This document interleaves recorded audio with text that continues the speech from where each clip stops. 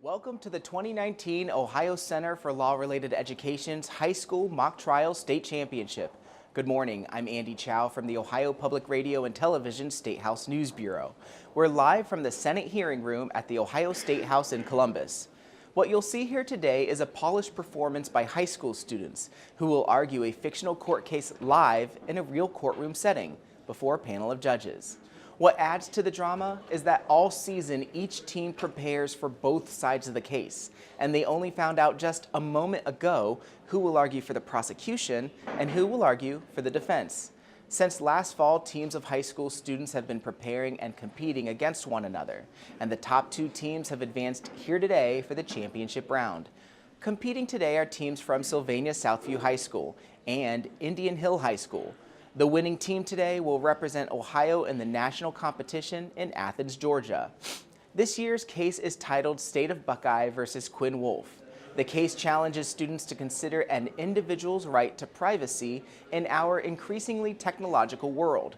In September of 2018, Quinn Woolf was arrested on charges of aggravated assault and telecommunications fraud for stealing $120 million from the State of Buckeye's pension fund. The state is basing its charges on drone footage captured from 400 feet in the air. The footage was enhanced to reveal Quinn Woolf with an alphanumeric code that matched the one needed to access the state's account. The defense has moved to exclude the drone footage, claiming that police violated Quinn's Fourth Amendment protection against unlawful search and seizure. The motion hearing will focus on whether or not the contracted drone operator qualifies as a state actor and if Quinn had a reasonable expectation of privacy. Arguing for the prosecution is Team Everett from Sylvania Southview High School in Sylvania, Ohio. This is Sylvania Southview's 9th time at the Mock Trial State Championship. For the defense is Team Vito from Indian Hill High School in Indian Hill, Ohio. This is Indian Hill's 7th time at the Mock Trial State Championship, and this is the 3rd time that these two schools have faced off against each other in this rivalry in the final round. The mock trial should last about 2 hours before the judges take a break to score the teams. At that time, we'll be back here with more information about the trial and interviews with the students. For now, let's go to the main floor of the courtroom.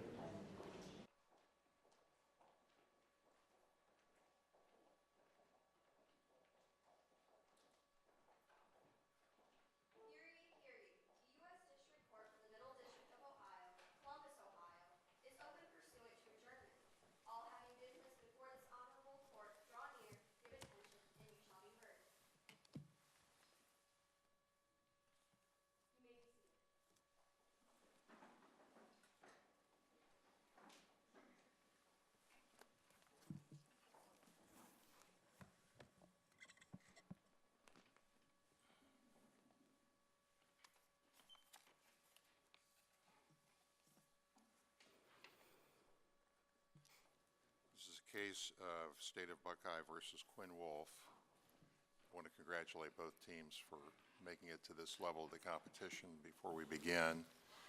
And we'll go ahead and introduce ourselves, and if we could start on the right side. Good morning, everyone. My name is Rob Ware. I'm an attorney in the Cleveland area, president this year of the Ohio State Bar Foundation. Good morning. My name is Eliana Dracados. I'm a trial lawyer in Columbus, Ohio, and president-elect of the Ohio State Bar Association. Welcome to everybody, and good luck to the teams. Left side then.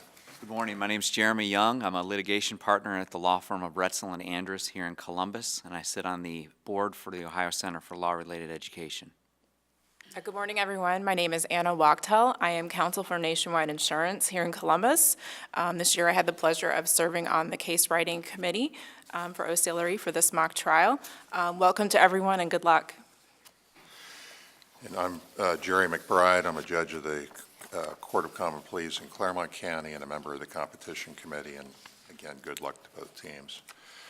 At this time, if the prosecution is ready, you can go ahead and introduce your team members. Yes, Your Honor. Good morning. My name is Jillian Sander. I will be delivering the opening on behalf of the prosecution, the direct examination of Eli Moss, and the cross-examination of Dr. Parker Monroe. Good morning, Your Honors. My name is Isabella Kortz. I will be directing Detective Miller, crossing Dylan Ulrich, and providing the closing on behalf of the prosecution. And for our witnesses, good morning, Your Honors. My name is Ashley Lee, and I'll be portraying the role of Detective Jordan Miller. Good morning, Your Honors. My name is Nanya Halemker, and today I will be portraying Eli Moss. Okay, you can go ahead then. Thank you.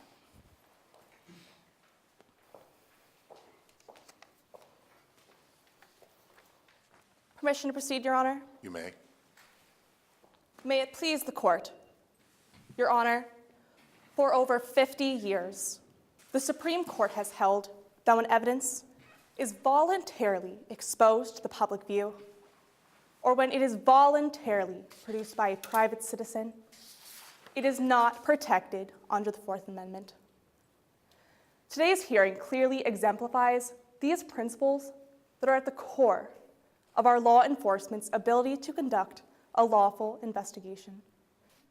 As the evidence will show, in the summer of 2018, more than $120 million of digital currency was stolen from the state pension fund. After receiving a lead that the defendant, Quinn Woolf, had access to these funds, Detective Miller conducted an investigation attempting to link the defendant to the crime. As part of her investigation, she was put into contact with Eli Moss, the CEO of an aerial mapping company who had previously performed a project of land directly adjacent to the Woolf residence. Eli Moss then provided Detective Miller with footage of the Woolf residence. Today, the defense has claimed, as you'll see in Exhibit D, this footage became crucial to Detective Miller's investigation. The footage captured the defendant sitting in an open-air gazebo. No curtains, no blinds, no windows. And in front of her, a laptop and journal. But what was written in that journal? Digits identical to the password necessary for accessing the funds. Armed with this evidence, Detective Miller was able to obtain a search warrant for that very laptop and journal. Now, today, the defense has claimed that this search warrant was the fruit of the poisonous tree, and that a search warrant was required to even view the initial photographs. But the state will prove by the preponderance of the evidence that this search warrant was lawfully obtained. And by the closing of today's trial, 3 points will become clear. First, under the Katz decision, when that journal was left open and exposed to the public view, there was no reasonable expectation of privacy. Second, under the Dow Chemical decision, the filming of the Woolf residence did not even constitute a search. And third, under the Bordeaux decision, when evidence is freely and voluntarily produced by a private citizen, it is not protected under the Fourth Amendment. Now, in order to prove these points, we will be calling 2 witnesses. First, you will hear from Detective Jordan Miller. She will walk you through her investigation. She'll explain that a password was necessary to access these funds, and she'll go on to state how she received evidence proving the defendant had access to that password. But where did she get that evidence from? A private citizen. Next, you'll hear from that private citizen, Eli Moss. Eli Moss will explain the aerial mapping contract that was negotiated between the City of Harmony and her company, Omniscient. She'll explain that within that very contract, she got to choose the flight path chosen. And she'll go on to explain how she voluntarily produced some of the footage from that project to the police. Your Honors, by the closing of today's trial, it will become clear that the production and enhancement of these photographs were not in violation of either the United States Constitution, nor was it in violation of the provisions set forth in the Buckeye State Constitution. It's for these reasons that we ask this court to deny the defendant's motion to suppress. Thank you, Your Honors. Thank you very much. This time, defense, you can make your opening statement, and if you'd introduce your team members first. Yes, Your Honors. Before my time begins, I'd like to briefly reintroduce myself and my team. My name is Albert Kwan, and I'll be representing Quinn Woolf. I'd like to take a moment for my co-counsel and our lovely timekeeper to introduce themselves. Good morning, Your Honors. Again, my name is Sarah Kaplan, also for the defense. Good morning, Your Honors. My name is Rena Lenchitz, and I'll be timekeeping for the defense. We'll be calling 2 witnesses today, and of course, we'd like to let them introduce themselves as well. Good morning, Your Honors. My name is Sumner Coulihan. Today I'll be playing Dylan Ulrich.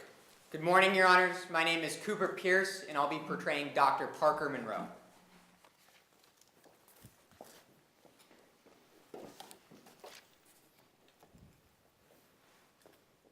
May I proceed? May. Judge Ware, Judge Drocatos, Judge McBride, Judge Mocktel, Judge Young, opposing counsel, and may it please the court. The hand of the state was omniscient. Today, you're going to hear about a high school student. Her name's Quinn Woolf, and she goes to Trillium High, just a couple blocks from this courthouse. But no matter what the prosecution wants to tell you today, today's hearing is not about Miss Woolf's guilt or innocence. No, Your Honors, today's hearing is about the drone that hovered hundreds of feet above her, recording her without her knowledge. Today's hearing is about the company that operated that drone, Omniscient Technologies. And today's hearing is not about Miss Woolf, but about the state and how they held a hand in everything Omniscient did, from the recording of the footage to its enhancement. Today, Your Honors, it's the prosecution's burden to show that there was no violation of Miss Woolf's Fourth Amendment rights. And what that means is that today they have the burden to show that 1, Eli Moss and Omniscient were not actors of the state, and 2, that Miss Woolf did not possess a reasonable expectation of privacy under Katz v. U.S. Your Honor, it's up to the prosecution to prove both of these 2 things today. Otherwise, we must presume the opposite to be true. Now, firstly, Your Honors, you're going to hear about the nexus between Omniscient and the state. Firstly, you'll hear from Dylan Ulrich. He's a whistleblower at Omniscient who was forced to leave after the events of August 24th. He'll testify about the hands-on approach employed by the police, how a police officer directly requested Omniscient to enhance footage, and after the direct instruction of an officer, how Omniscient was left with no choice. But, Your Honors, that won't be the only instance of control that you hear about today. In her opening statement, Ms. Sander told you that all of Ms. Moss's actions, her productions, were voluntary. But you're going to hear from their own witness, and you'll see that the evidence shows otherwise. In fact, Ms. Moss will sit right there, and she'll tell you that despite working with countless contracts in the past, she had never seen a contract like the one between Omniscient and the state, that she was concerned with how specific it was. Now, Dr. Parker Monroe, an expert in the field and the founder of a drone consulting firm, will walk us through that contract. But before he does, first he'll testify about the technology employed in today's case. He'll tell you about the highly sophisticated drone used to record Miss Woolf. He'll run through its wide array of capabilities and show how it's not in public use.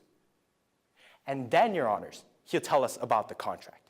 He'll tell you that in his 13 years working in the field, he had never seen a contract with such oversight, such control exerted by the state. Your Honors, witness by witness, step by step, today's hearing will reveal how something like this was allowed to happen. How the secret recording of a high school teenager, wasn't just allowed, but was encouraged, motivated, and predicated on the state. Your Honors, the hand of the state was omniscient. And the proof is right here, in my hands. That's why, at the end of today's hearing, my co-counsel, Ms. Kaplan, will respectfully request that Your Honors grant Ms. Woolf's motion to suppress. Thank you. Thank you. This time, if the witnesses would step forward, I'll ask the bailiff to go ahead and swear in the witnesses.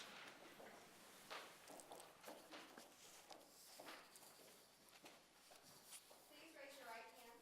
Do you solemnly swear that the testimony you are about to give is the truth, the whole truth, and nothing but the truth, with the rules of the Ohio mock trial competition? I do.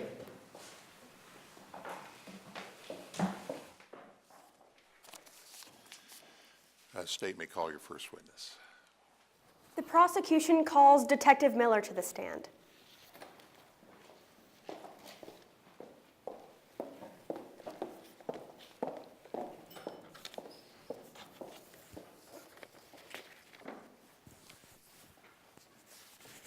Permission to proceed? You may do so. Please introduce yourself to the court. My name is Jordan Miller, and I work as a detective for the Harmony Police Department. How long have you been with HPD? About 19 years now, ma'am. What sort of positions have you held throughout your career? Well, ma'am, after I completed my academy training, I began work as a patrolman in 1999. And then about 6 years later, I actually was promoted to the position of detective, and I've held that position ever since. Do you have any training for your position as a detective? Of course, ma'am. Besides my academy training and besides my on-the-job experience, I actually went through 3 months of state investigator training in 2006, and then about 10 years later from there, I went to the FBI Academy in Quantico for 2 months, where I received advanced criminology training in forensic science.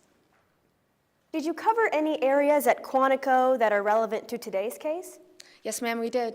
We actually studied and trained in the applications of drone technology to law enforcement.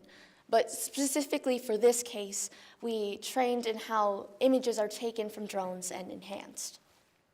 Do you have any additional training that's relevant to today's case?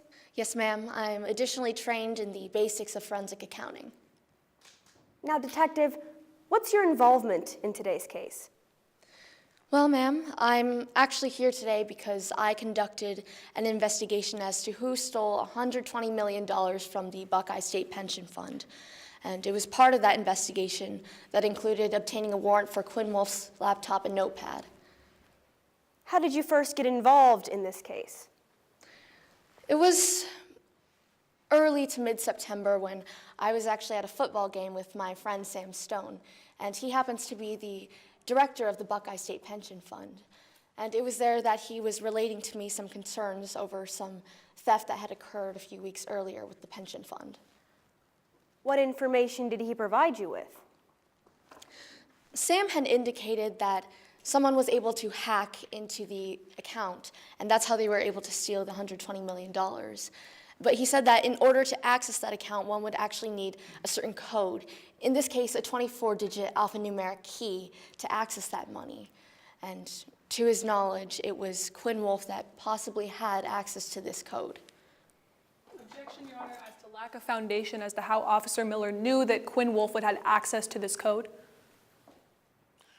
Response. Your Honor, I believe foundation has been laid, as Detective Miller is simply testifying that that's the information that Mr. Sam Stone provided to Detective Miller, and given that she went on to investigate, that led to her subsequent actions in the investigation. Permission to respond, Your Honor? Yes. Officer Miller just testified that Sam Stone told me that Quinn Woolf had access to that code. There's been no foundation laid as to how Mr. Stone would know this, and thus it's a lack of foundation within a statement of hearsay. May I respond, Your Honor? May I lay some foundation as to how Mr. Sam Stone came to that conclusion before her conclusion? You may do so. Thank you, Your Honor. Detective Miller, did Mr. Stone provide any testimony as to how Quinn could have gotten a hold of the code? Yes, ma'am, he did. And what was that testimony? Well, actually, Avery Stone, Sam Stone's son, is actually friends with Quinn Woolf.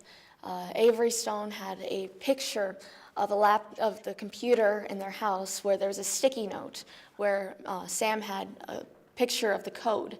And because Avery had this picture, Quinn was also able to access this code eventually. So upon receiving this information, how did you proceed?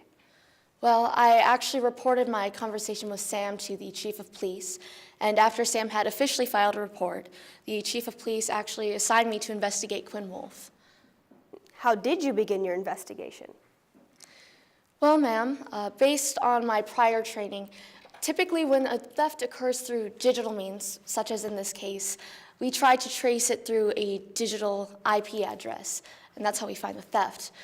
But when I began doing that for this case, I learned it was not that simple, that it would not work for this case. And why not? Well, that's because this case actually deals with cryptocurrency. It's a bit different from the average digital theft. You see, cryptocurrency essentially links a series of transactions to a single code, in this case, the alphanumeric key, but it doesn't link to an individual's IP address. So what did this mean for your investigation?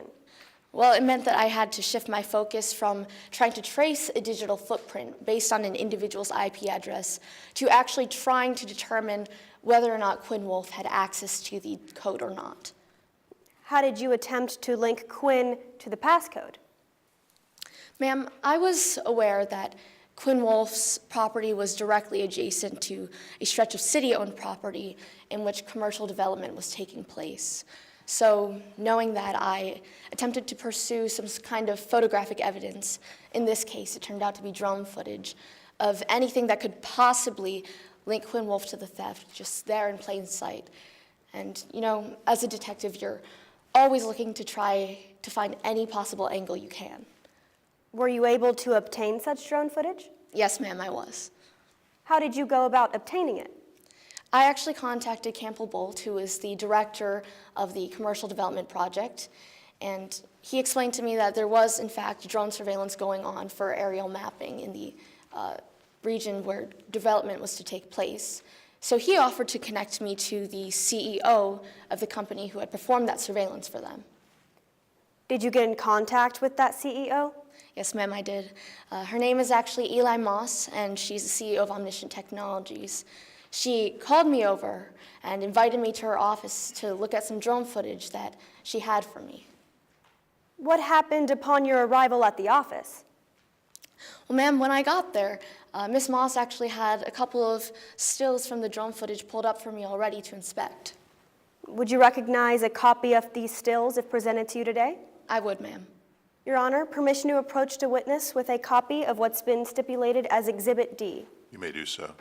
Let the record reflect, I'm showing opposing counsel a clean and unmarked copy. Detective, can you identify this exhibit for the court? Yes, ma'am. These look like the stills from the drone footage that Miss Moss provided to me. The first two she provided to me at that meeting, and actually the third image she sent to me in an email later that day. Can you describe what's depicted on the first two images you were presented with? Of course, ma'am. In these first two images that I was provided with, they're the two on the left. The first one shows a gazebo in the side yard of Quinn Woolf's property. It's open air, and you can see that there's a person in it, and they're working at a table. And in the second one, it was magnified before I got to the meeting. And in that one, you can clearly see that they're working on a notepad and a laptop. And there's writing there, although you can't exactly make out what it is yet. So given that you can't make out what's written on the journal, how did you respond to these images? Well, ma'am, I simply made an observational comment. I mentioned that it was unfortunate that it was blurry. And actually, Miss Moss explained that she would go and see what she could do about it. So when did you receive the third image depicted on the exhibit? The third image depicted here on the right, I actually received from her in an email that same day. Was that image significant for your investigation? Yes, ma'am, it was. It was actually enhanced. Miss Moss had taken the image, and I don't know what she did to it, but it removed the blur. So I could clearly see what was written on the notepad at that point. So I compared it to the code that Sam had provided me with, and I was able to determine that the first 7 digits were completely identical to the ones of the Objection, alphanumeric Your Honor, code. as to relevance under 402. Any testimony to guilt or innocence of Ms. Woolf is not relevant to our proceeding today. Rather, under both Bloom v. Uretsky and Rendell Baker v. Cohn, our relevant inquiry today is whether or not state action has occurred and whether or not Ms. Woolf maintained a reasonable expectation of privacy. The guilt or innocence inquiry is simply not relevant to our proceeding today. Response? May I respond, Your Honor? Sure. I believe Detective Miller's testimony doesn't go as to guilt or innocence, for actually, an issue in today's case is the fact that we're trying to suppress the evidence obtained by the search warrant that Detective Miller acquired after verifying this information. Therefore, learning of the basis of securing that search warrant is absolutely relevant in today's case. Your Honor, any subsequent action after that enhancement has no relevance or bearing on our case today. Officer Miller testifying that the code matched the one that Mr. Stone provided her with, that directly goes to guilt or innocence. It is not relevant to our proceeding today. May I respond, Your Honor? Yes. Actually, subsequent action after drone footage was already obtained is relevant in today's case. For in the case of Bloom versus Uretsky, 4 factors were laid out. 1, including public function and symbiotic relationship. Through this testimony, we're going to show that Detective Miller and the contract didn't act as a public function of law enforcement, but rather the contract was to survey land, and subsequent action can't be attributed to state action. Objection will be overruled. Yes, Your Honor. Detective Miller, upon verifying this information, what did you do next? Well, based upon the photographic evidence, I presented it to the court, and they granted me a search warrant for Quinn Woolf's laptop and notepad. No further questions, Your Honor. Any cross-examination? Yes, Your Honor.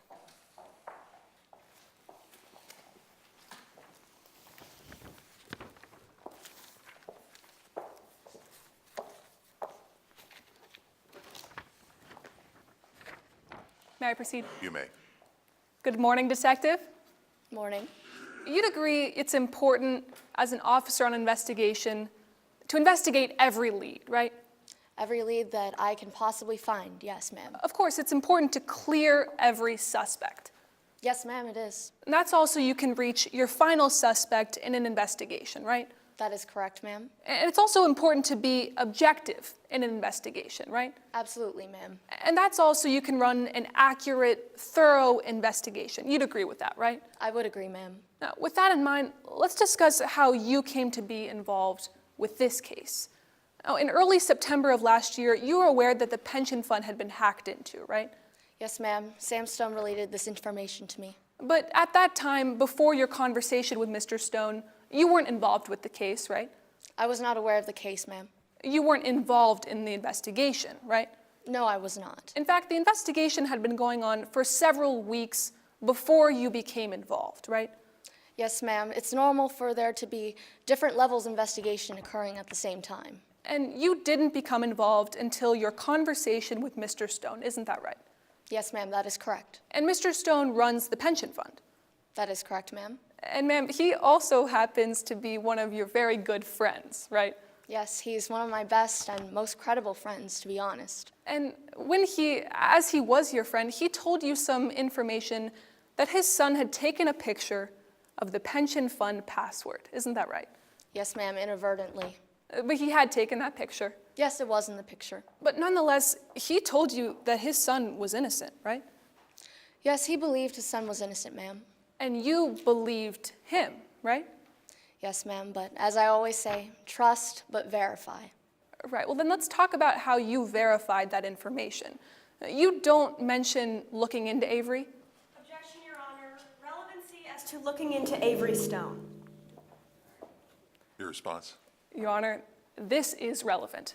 Under 402, this testimony goes directly to whether Detective Miller investigated every lead before reaching Miss Woolf. This directly goes to the competency of the officer and thus goes to her competency to testify here today. May I respond, Your Honor? As opposing counsel mentioned earlier, this case is not about guilt or innocence. It's a motion to suppress evidence. Therefore, any line of questioning as to what Detective Miller did or did not do in her investigation does not apply here today. Your Honor, on cross-examination, I'm permitted to ask the detective any questions going to her competency or lack thereof in this investigation. This investigation is at issue today, and thus any question in how she reached Miss Woolf as her final suspect would be relevant. I think the threshold for relevancy has been met, so I'm going to overrule the objection. Thank you, Your Honor. So you didn't mention investigating Avery, right? No, ma'am, I was not assigned to investigate Avery. You didn't mention calling her into your office, right? No, ma'am, I, again, was not assigned to investigate her. You didn't run a background check? No, ma'am. You didn't fingerprint her? No, ma'am. You didn't investigate her, right? No, ma'am, I was not assigned to investigate her. And even then, I know the Stone family personally. So, sir, that's a yes. Ma'am, That is that's a yes. That is a yes. And let's talk about the state's hand in this case. Now, on direct, you mentioned that the only way to catch the suspect would be to catch them with that password, right? Yes, ma'am, to catch them in one fell swoop. Otherwise, I would have had to follow lead after lead, and even then, I'm not sure what I would have found. Oh, ma'am, that's a yes. That is a yes, ma'am. And so you contacted Mr. Campbell Bolt, the city's director of commerce, right? Yes, ma'am, I did. In hopes of finding evidence to further your investigation. Yes, ma'am. And Mr. Bolt offered to reach out to Miss Moss, right? Yes, ma'am, he did offer. You didn't have to wait long to get a response from Miss Moss. No, ma'am, I didn't have to wait very long. Because shortly after, Miss Moss invited you to her office, right? Yes, ma'am, she did invite me. And she had the evidence that you were looking for, right? Yes, ma'am, she did. Well, let's talk about that evidence. At this time, I'll be referring to Exhibit D. I believe you already have a copy with you. I do.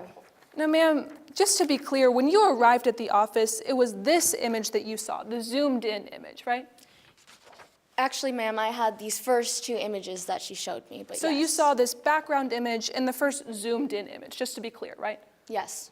And at that time, you mentioned that it was too blurry to make out details, right? Yes, ma'am, I did mention it was unfortunate, it was blurry.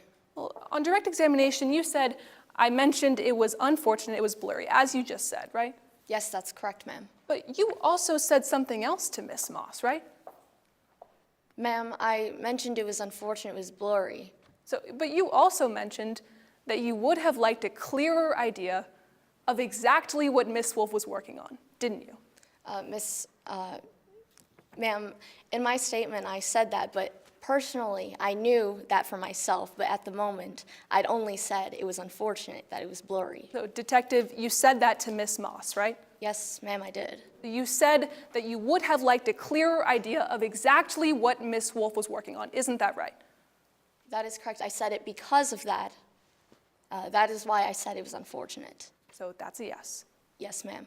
And just to be clear, Miss Moss, Detective, Miss Moss did enhance that image, right? Yes, ma'am, she did offer to enhance it for me. And she did enhance that image. Yes, she did offer. She made it so you could see exactly what Miss Woolf was working on, right? Yes, ma'am, she did. And let's discuss how you used that evidence. As you stated on direct, you used that to obtain a warrant for Miss Woolf's arrest, right? Yes, ma'am, I did. You believe that without that evidence, you wouldn't have been able to get that warrant, right? Yes, ma'am, it was a very good piece of evidence, very convincing. Detective, you believe this was the best evidence you could have hoped for, right? Yes, ma'am, it clearly showed the first 7 digits of the code. Thank you. I have no further questions. Any redirect? Briefly, Your Honor.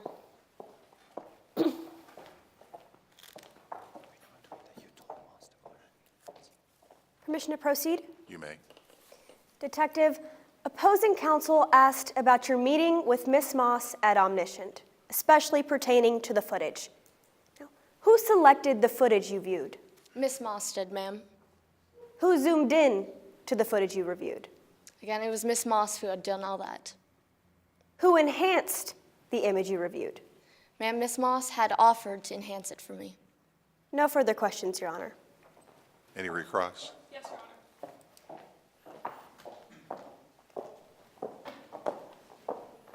Now, Detective, it's your testimony here today that you didn't tell Miss Moss to go ahead and enhance, right?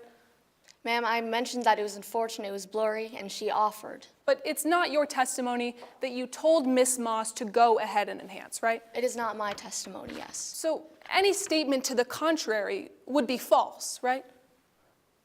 That depends. It's not really that much of a simple answer. Well, just to be clear, if someone were to testify that you did tell Miss Moss to go ahead and enhance, that statement would be false, right?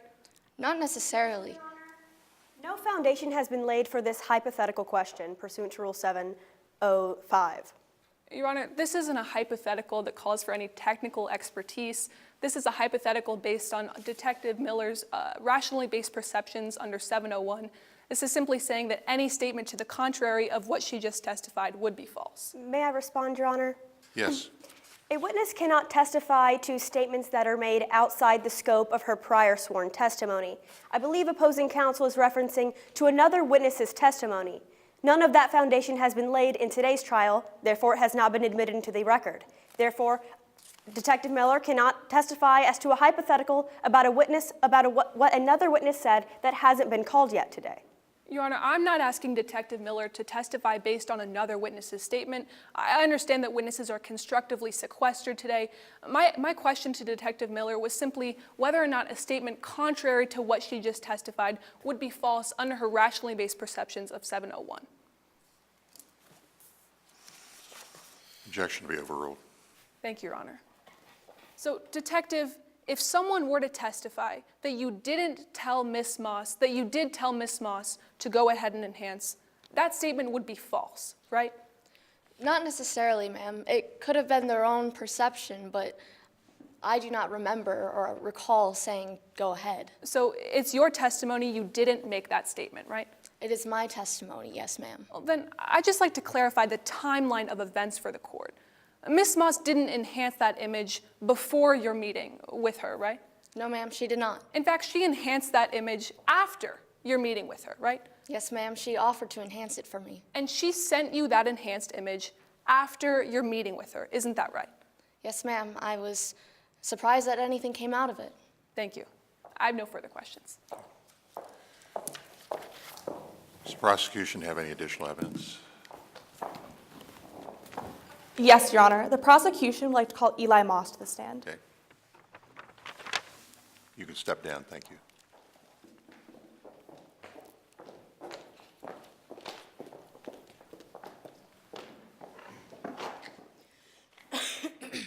Permission to proceed? You may proceed. Please introduce yourself for the court.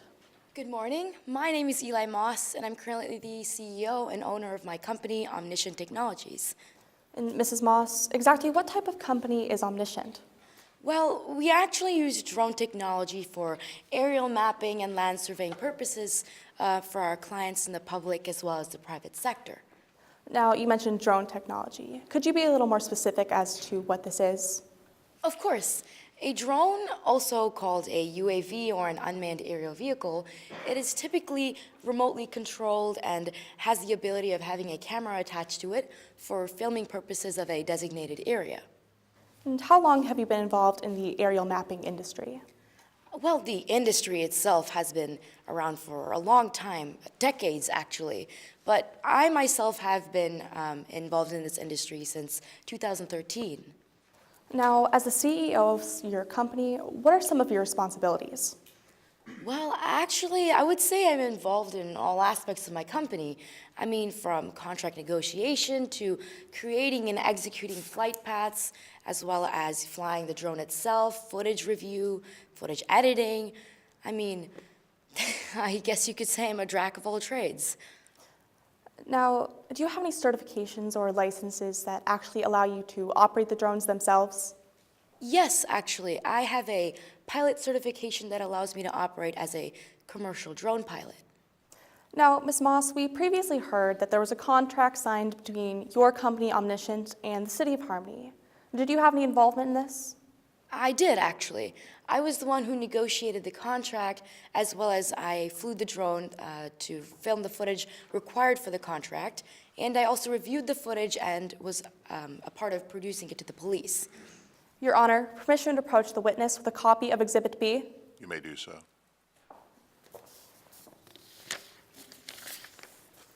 Let the record reflect, I am showing opposing counsel clean and unmarked copies of Exhibit B. Thank you.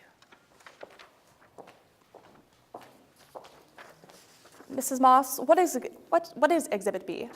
Well, I would say this is an excerpt of a multi-page contract that I negotiated with the City of Harmony. And is this a fair and accurate copy? Yes, I would say so. And what date was this contract signed on? It was signed on August 2nd. Now, what areas of the contract are specifically laid out in Exhibit B? Well, first of all, it's purchasing the aerial mapping services of my company, Omniscient, but it also tends to get in detail in some areas as well. Now, you mentioned that it got in detail in some areas. Were you able to negotiate this with the city? I actually was. I ended up contacting the city's Director of Development, Campbell Bolt, and I inquired as to why these were so specific. And he actually ended up telling me— Your Honor, as to relevance, there's been no foundation laid to show that this contract is unintegrated or ambiguous. Your Honor, anything outside the four corners of the contract is not relevant. Your Honor, I believe this is relevant as it's going to show why the negotiations that were found between Mrs. Moss and Campbell Bolt, which is entirely relevant. May I be heard? Yes. Your Honor, any conversations outside this contract don't go to show level of control. The contract speaks for itself. The terms speak for themselves. Any antecedent negotiations, they're not relevant. May I respond? Sure. Your Honor, as Mr. Campbell Bolt was involved in the negotiating and drafting this contract, I believe is entirely relevant, and her testimony regarding the contract and her intentions within the contract are relevant. And Your Honor, if I may be heard to that point. Sure. Once again, opposing counsel hasn't laid foundation to show that this contract is unintegrated. Your Honor, the terms speak for themselves. Any negotiations or any intentions aren't relevant to the actual control of the contract. Objections overruled. Yes, Your Honor. Thank you, Your Honor. Would you like me to re-ask the question? Yes, please. Now, Mrs. Moss, you mentioned that the contract got a little detailed, I believe. And were you able to negotiate this with the city? I actually was. After realizing that some aspects of this was detailed, I contacted the city's Director of Development, Campbell Bolt, and I inquired as to why these were so specific. And after asking, he ended up telling me that these weren't going to be strictly enforced by the city. Right. And did the contract mention employment purposes in any way? Yes, actually. In 210 specifically, it talks about how Omniscient is an independent contractor because we can hire assistance if needed, and we pay our own taxes, state as well as federal. And within this contract, were you able to use the drone or aerial vehicle used for the project? I was. And were you able to use the camera attached to that drone? Correct. I chose which camera to use. Now, you previously mentioned that one of your responsibilities as a CEO is creating flight paths. How did the contract address this? Well, the contract itself suggested multiple different kinds of flight paths, but it's not shown on this excerpt right here. And ultimately, who got to make the final choice on the flight path used for this specific project? That would have been me, the drone operator, because while flying the drone in a real-life situation, the drone operator has to keep in mind the weather conditions of that day, what time of day it is, the position of the sun, and so on and so forth. Now, when conducting this project, did you abide by all FAA regulations? Of course. Your Honor, permission to approach the witness with a copy of Exhibit C? You may do so.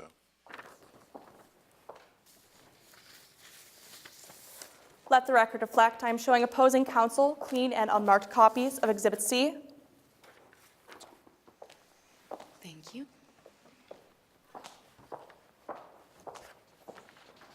Mrs. Moss, do you recognize this document? I actually do, yes. This is a map of my executed flight path that I took that day. And what exactly is depicted on the map in Exhibit C? Well, you can see on the left-hand side, there is a light gray shaded area. This would be the Woolf residence. And the white panhandle-shaped area, that would be the city's property that was supposed to be filmed. There is the Godfrey property at the bottom of the map and a road at the top. And the lines that are crisscrossing across the map, that would be the executed flight path that I took. Now, using Exhibit C, could you please describe for us the flight path you chose for this project? Of course. I started at the northwest corner of the panhandle shape, and I moved down to the southeast corner. Then I made a series of zigzag motions throughout the property. Now, Ms. Moss, we previously heard that some of the footage from this project was handed over to the police. What was your involvement in this?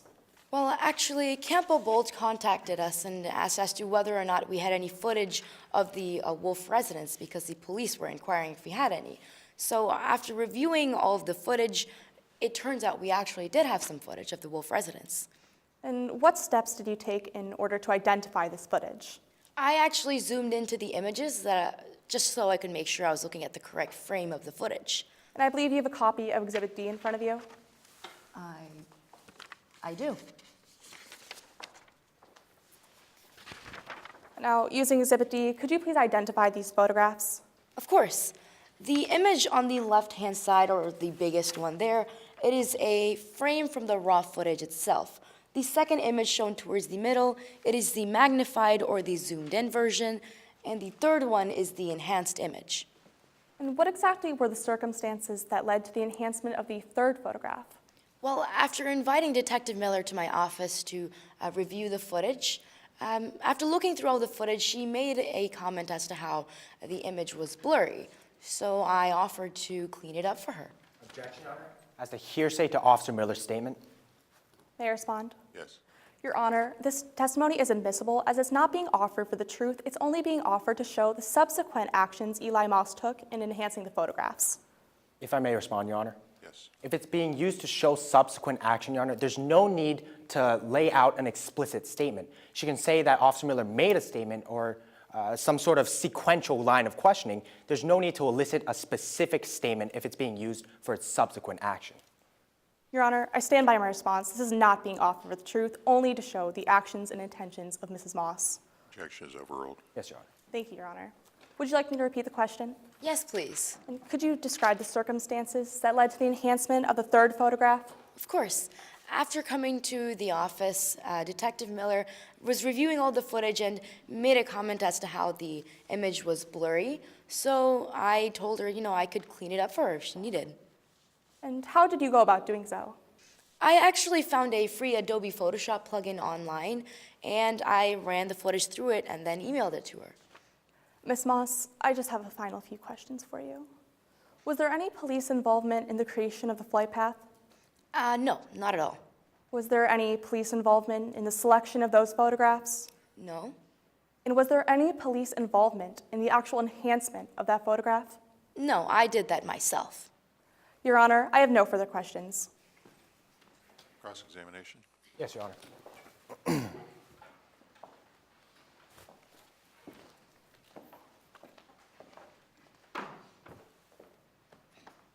May I proceed? You may. Good morning, Ms. Moss. Good morning. How many years have you worked in the field of drone mapping? I've been in the field ever since 2013. So that's about 6 years, wouldn't you say? Yes, And in those 6 years, you've dealt with numerous contracts, haven't you? correct. Our company is actually the go-to company, so many people and many clients have come to our company. So that's a yes. That is a yes. And isn't it true that in your 6 years, you've never seen a contract like the one between Omniscient and the City of Harmony, right? I suppose so. I mean, the contract was vague as well as detailed at sometimes. Well, ma'am, actually, you were concerned with how specific it was, weren't you?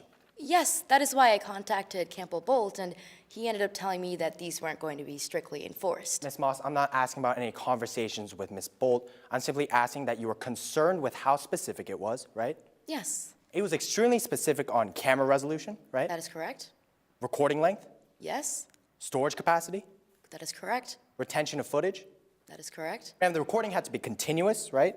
Yes, that is what it says. It had to be time-stamped, Yes, and files couldn't be separated, could they? that is correct. On direct examination, you said that you got to make the final choice with what path to apply. But let's be clear, the City of Harmony suggested flight paths for you, didn't they? Yes, they suggested multiple different kinds of flight path, but as the drone operator myself and based on the conditions that day, I chose the flight path to use. Well, Ms. Moss, let's provide some context into that. You actually had to submit flight paths to the city, right? That is correct. And then from then, the city approved certain flight paths, right? Yes, Ms. Moss, you couldn't fly a path that the city didn't approve, could you?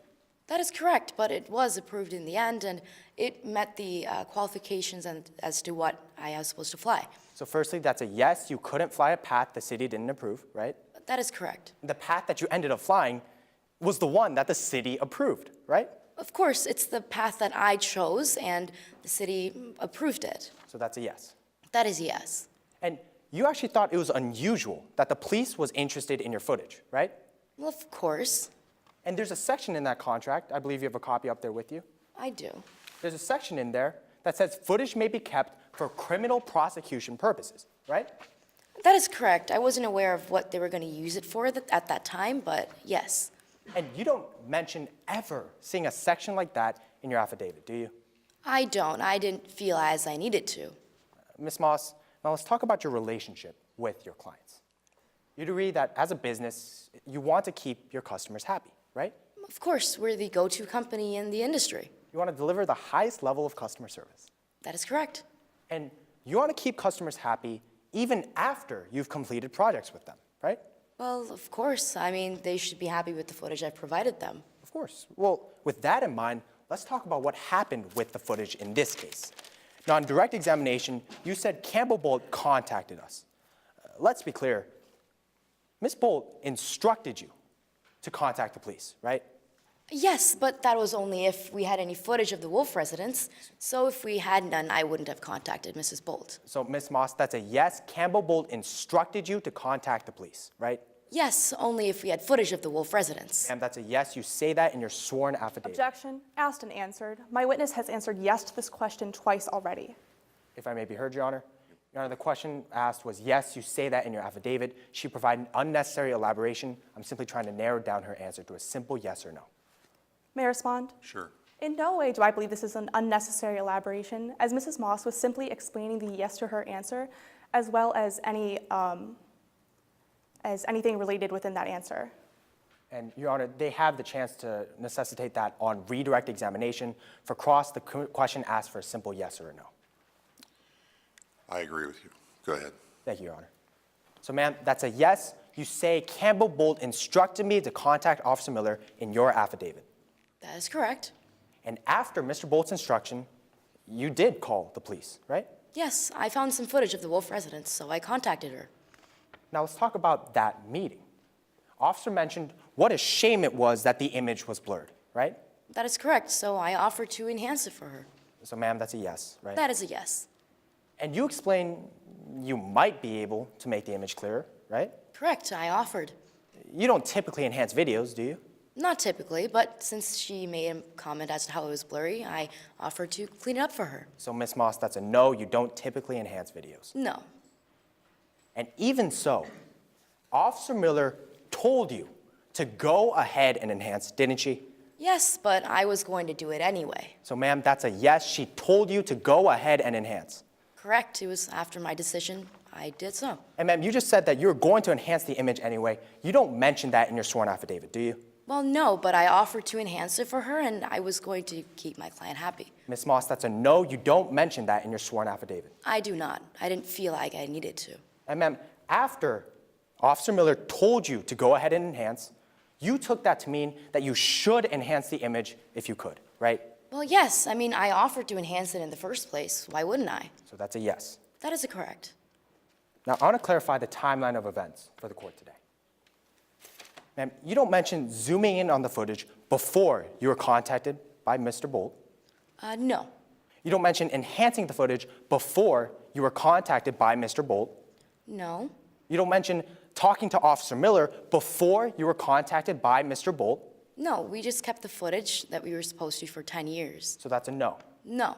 And you don't mention sending that footage to the police before being contacted by Mr. Bolt, do you? No, we didn't need to. We were supposed to keep the footage to ourselves. So that's a no. That is a no. And that contract never required you to send that footage to the police, did it? It did not. And let's be clear, Mr. Bolt, he's a government official, isn't he? I suppose that is correct. I have no further questions, Your Honor. Any redirect?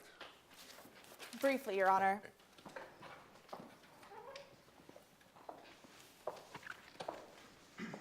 Now, Mrs. Moss, I'd like to talk about the contract. Within the contract, who got to choose the camera used? That would have been me. Who got to choose the drone used? I did. Who got to choose the flight path used? I was able to choose it. Who got to choose the date the project was conducted on? I did. Who got to fly the drone itself? That would have been me. Now, did the contract actually require you in any way to enhance these photographs? Absolutely not. I chose to enhance it because I felt like I should. Did the police require you to enhance these photographs? No.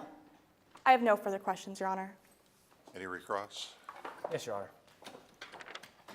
Ma'am, the contract required you to use a camera with 4K or higher resolution, right? Of course, so I chose the Zenmuse X5R. So that's a yes. That is a yes. The drone required an image stabilizing gib, right? Correct, so I chose the DJI Image 3600 Pro. So that's a yes. That is a yes. And you needed hard drive capacity sufficient for at least 1 continuous hour of recording, right? Yes, that's what the contract states. And ma'am, the contract will require you to film your entire flight path, right? Of course, I mean, some clients need some specifics that I will follow. And ma'am, those specifics, you did follow them, right? Yes, to an extent as to I determined as to which technology was capable enough for these requirements. That's a yes, you followed their specifics. I did. I have no further questions, Your Honor. You may step down. Thank you.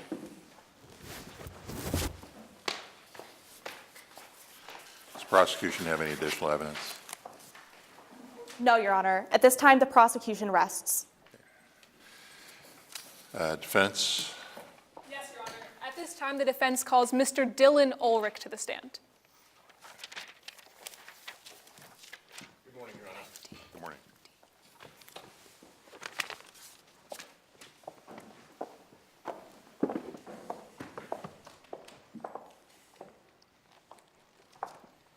May I proceed? You may.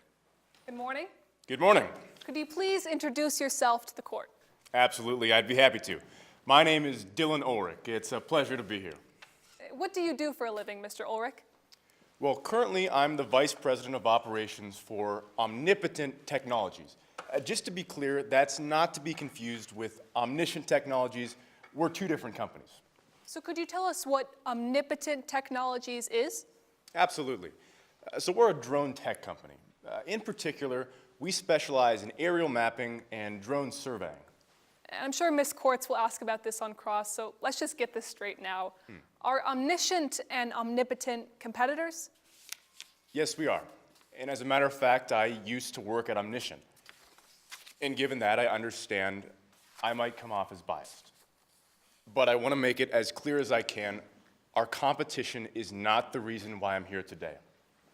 We'll get to why you left Omniscient a little later, but now what do you do as the VP of Operations at Omnipotent? Well, we deal a lot with government agencies, so that means a lot of contracts. In particular, I draft and review those contracts. How did you get interested in this line of work? I took a lot of inspiration from my parents. My mom was a NASA scientist. My dad was a pilot before his eyes went bad. I figured I'd follow in their footsteps in some capacity. So back in high school, I got my pilot's license, and since then, things have really taken off. What was your first job in this industry, sir? Well, back in the day, I was a pilot. During that time, I met my wife. We got married. We ended up having our first daughter. It was great. Unfortunately, we were both very busy with work at the time, and so ultimately, I decided to take a job that was closer to home so that I could be there for my kid. Where'd you go? I went to the Federal Aviation Administration, and there I worked as a safety inspector. Are you up to date on current FAA regulations? Absolutely. You know, my wife and I, just before bed every night, just to keep things interesting, we recite regulations to each other. And what did you do after your time at the FAA? Well, after that, I was approached by an old colleague of mine, Eli Moss, and together we founded Omniscient Technologies. Let's talk more about your relationship with Miss Moss. How'd you two first meet? We actually met back in college. We were good friends back then. She was the one who initially introduced me to drone tech. What was your latest job when you worked at Omniscient? It was back in August of last year. We were hired for a land survey by the City of Harmony. It was a pretty simple job. Basically, we just put our drone up in the air, got some footage of land, and sent it back to the city. Let's lay out exactly where that land survey was. Could you tell us where the city's development was? Sure. It was all the way in the outskirts of the city. Basically, it helps us aviators to think of the map of Harmony as concentric circles. You've got your central city hub, a surrounding area, and all the way out is your city outskirts. Is there usually air traffic around that central city hub? Absolutely. That's your large commercial airports, big aircrafts. There's a lot. What about the surrounding area? Is there usually air traffic around there? It's mostly suburban, so you have private aircrafts or even small airports, but that's it. And finally, sir, this will become important later. What about the outskirts, where the development actually was? Well, the outskirts are actually barely part of the city. They're very distant. At that point, it's almost all farmland. Really, all you'll see out there is maybe a crop duster once a year in planting season. So what was done with the footage taken in the outskirts? Well, last fall, we were contacted by Campbell Bolt from the city. Immediately after that, we were put in touch with Officer Miller, and she came down to our office to review the footage. Why did Officer Miller want to review the footage? Well, apparently there was a commercial, or actually, excuse me, it was a criminal investigation going on at the time surrounding the Wolf property, which was near where we filmed. And did you review the footage? We did. You see, under this contract, we were really in the hands of the state. Objection, Your Honor. Improper opinion. Your Honor, under 701, this is a lay witness opinion. He's testifying as to the contract. He was involved in the meeting with Officer Miller and Miss Moss. He was involved in this project after the footage was collected. He was involved on this project. He's simply testifying as to his opinion of that relationship under 701. May I respond, Your Honor? Yes. Now, the foundation that has actually been laid in today's case is that Mr. Ulrich was not involved in developing the flight plan, negotiating the contract, or drafting the contract. The only involvement Mr. Ulrich had was in reviewing the footage. And by stating that he was an arm of the state qualifies as a legal opinion, something that Mr. Ulrich has not been tendered as or has given any expertise as. Therefore, it is, in fact, an improper opinion as to Mr. Ulrich. May I be heard, Your Honor? Sure. Those are items that Ms. Courts can set up on and address on cross-examination. On direct examination, Mr. Ulrich is simply testifying as to what he thought the relationship was under 701. He's not offering that as a legal opinion under 702. It is an improper lay opinion. Objection is sustained. Yes, Your Honor. Well, then let's talk about what happened after that, Mr. Ulrich. At this time, I'll be referring to Exhibit D, what has been previously stipulated as Exhibit D. Let the record reflect I'm showing opposing counsel, and I believe the witness already has a copy on the stand. Mr. Ulrich, why did I... Apologies. Okay. Why did Officer Miller want to review this footage? Well, again, it had to do with the criminal investigation that was going on at the time surrounding the Wolf property. And when you reviewed this footage, were you able to see anything specific? Sort of. We thought we might have seen a person in the initial image. We weren't entirely sure. Eventually, it was confirmed that Quinn Woolf was in the picture. Mr. Ulrich, with these two smaller images, were these a part of the initial footage? No, ma'am. These two images only got here once we zoomed in and enhanced the footage. We'll get back to that enhancement in a minute, Mr. Ulrich, but let's be clear as to where Miss Wolf lives. Based on that model you laid out earlier, where is the Wolf property? Well, Miss Wolf is all the way in the outskirts of the city. She's way out there. And sir, let's be clear as to where she was on her property then. Was she near her pool? She was not. What about near her patio? No, she wasn't there either. Was she even anywhere in her open backyard? No, in all of our footage, she was never in the open. Then, sir, where was Miss Wolf?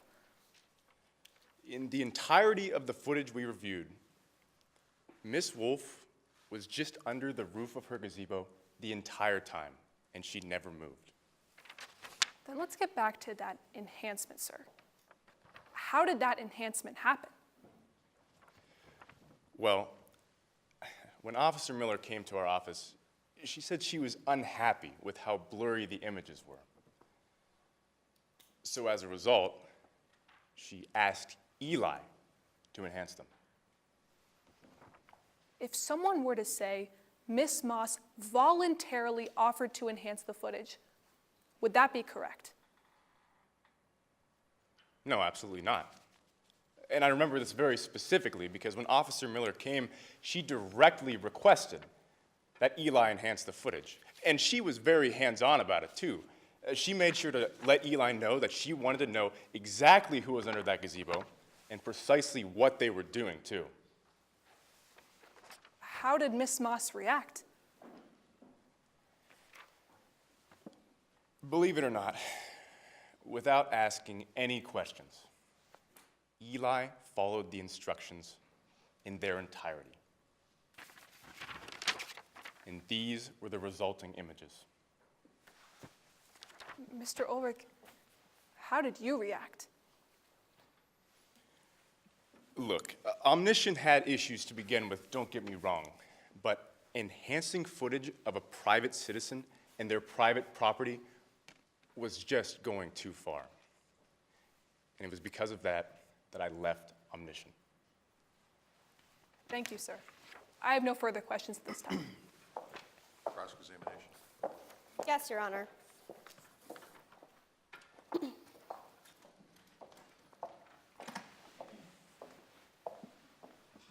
Permission to proceed? You may. Mr. Ulrich, I'd first like to start off by talking about the technology that was available back in 2013. Sure. Now, as you explained, you entered Omniscient in 2013. That's right. You've been involved in aviation, That's correct. and you've been involved in drone companies, right? Since 2013? Sure. Yes, I worked at Omniscient and Omnipotent. Now, when you entered Omniscient in 2013, they were using drones 6 years ago, weren't they? Apologies, do you mean 6 years before 2013 or in 2013? In 2013, so 6 years ago, they were using drones, weren't they? That's correct. And in fact, back in 2013, they were relatively easy to fly, weren't they? Not necessarily. They've become much easier. Back then, they were a little difficult. Well, however, they could be pre-programmed, couldn't they? Some could. And they could be controlled by a simple phone app, isn't that right? A very small minority, but yes. Okay. Now, you're also familiar with, in today's case, on the drone was also a camera, right? That's correct. Now, in today's case, that camera had 4K resolution, didn't it? Yes, that's very high. That's true. But back in 2013, camera quality was already great, wasn't it? Certainly, it's always improving. And by no means, Omniscient isn't the only company that uses 4K resolution, right? Exactly. It's specifically companies that use it. It's hard to get your hands on. But nonetheless, Omniscient is not the only person that can use 4K resolution, right? Right, most companies do. Okay. Now, since you've been in both Omniscient and Omnipotent, you understand that drone services are marketed to the private sector, right? Could you repeat your question, please? Drone services are marketed to the private sector, aren't they? Drone services in terms of what? Aerial mapping. Yes, that's right. But they can also be targeted to the public sector, right? That's correct. Now, in today's case, an effort that paid off was the City of Harmony's aerial mapping project. So let's talk about that. You weren't involved in drafting the contract, were you? That's right. You weren't involved in flying the drone, were you? That's right. You weren't involved in picking the flight plan, right? Right. In all of these cases, Eli was the closest link to the city. He decided that with them. Right, but one area that you are familiar with is what was being surveyed, right? Well, I want to be clear, that's not just what I'm familiar with. I became involved with the entire project after we reviewed the footage. That included the contract. Okay, well, let's talk right now specifically about the area that was being surveyed. Okay. On direct, you talked about air traffic. Now, in Harmony, specifically in the area that was being surveyed, fly lower private aircraft, correct? No. Well, crop dusting planes fly overhead in the outskirts of town, right? Well, that specifically, you're correct. That's the only example. Well, in the neighboring town fly hot air balloons, correct? Yes. And in Harmony, there are local airports where aircraft fly to and from, correct? I just want to be clear, those are only in the city hub. They don't reach the outskirts. But nonetheless, you would agree with me that the outskirts are a part of Harmony, aren't they? Yes, that's right.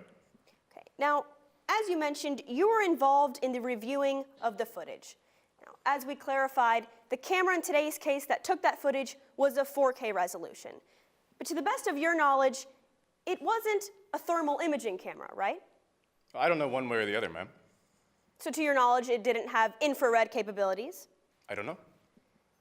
So given that, to your knowledge, what was picked up from the camera was in the field of view of the lens? Again, I don't know. It certainly could have had thermal imaging. I don't know. But according to your testimony, you don't know if there was, you're not saying that there was thermal imaging, right? Exactly. I'm sorry I can't help you. I don't know one way or the other. Okay, so now let's actually talk about the footage that was picked up by that drone. I believe you have Exhibit D in front of you. Yes, I do. Now, this is ultimately the footage that you provided to Detective Miller, right? Not all of it, no. This is just a still frame. Well, the image on the left is the raw, uncut footage, right? It's from that. Just to be clear, again, this is only one still frame from all of the footage that was sent. Right. And the second one is a zoomed-in version of the first, correct? That's correct. Now, the footage had already been selected and zoomed into before Detective Miller arrived, right? Yes, just to be clear, that was only after we were instructed by Campbell Bolt to do that. But nonetheless, Detective Miller played no role in selecting the footage or zooming in, correct? That's correct. So now I'd like to talk actually about what this footage depicts. Now on the left, that's the Quinn Woolf gazebo, right? Yes, there's also a little bit of the patio. Okay, now you actually mentioned that she was under a covered structure, right? I just said she was under her roof of the gazebo. Right, but more specifically, you were referencing that she wasn't out in the open like the patio or the pool, right? That's right. You'd agree with me. This gazebo has a roof, Yes, it does. but it has openings, doesn't it? It does. In fact, there's a large opening in the front of the photo, correct? No, I wouldn't call it large. In fact, I think it's relatively small. Well, regardless of size, you can see a person's arm. No, that's what I was saying earlier. We weren't sure what we saw. We couldn't see anything with the initial footage. But with the initial footage, can't you see a white rectangle? Exactly. A white rectangle, we had no idea what that was. But nonetheless, when looking at that initial footage, there's nothing blocking your line of sight to that white rectangle, is there? No, there's not. No further questions, Your Honor. Any redirect? Yes, Your Honor.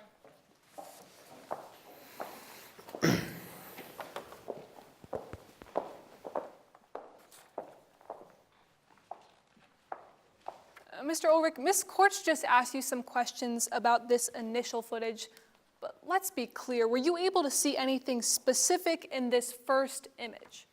Well, that's what I was trying to say. We didn't know if anything was in that initial footage aside from the gazebo. So how did you come to know that something was under there? The only way we found out was after the instruction from the city and Officer Miller to zoom in and then further enhance the footage. Thank you, Mr. Ulrich. And she also asked you some questions about how that collection and enhancement of the footage happened. But let's focus on the hand of the state in that footage. Were you collecting that footage before or after being contacted by the city? It was only after. Did Omniscient enhance that footage before or after being contacted by Officer Miller? We only enhanced the footage after being contacted by Officer Miller.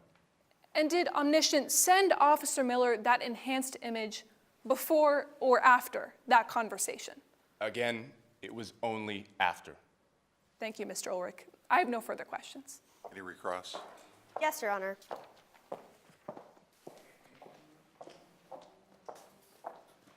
Permission to proceed? You may. Mr. Ulrich, opposing counsel asked you about what you can specifically see in this initial footage.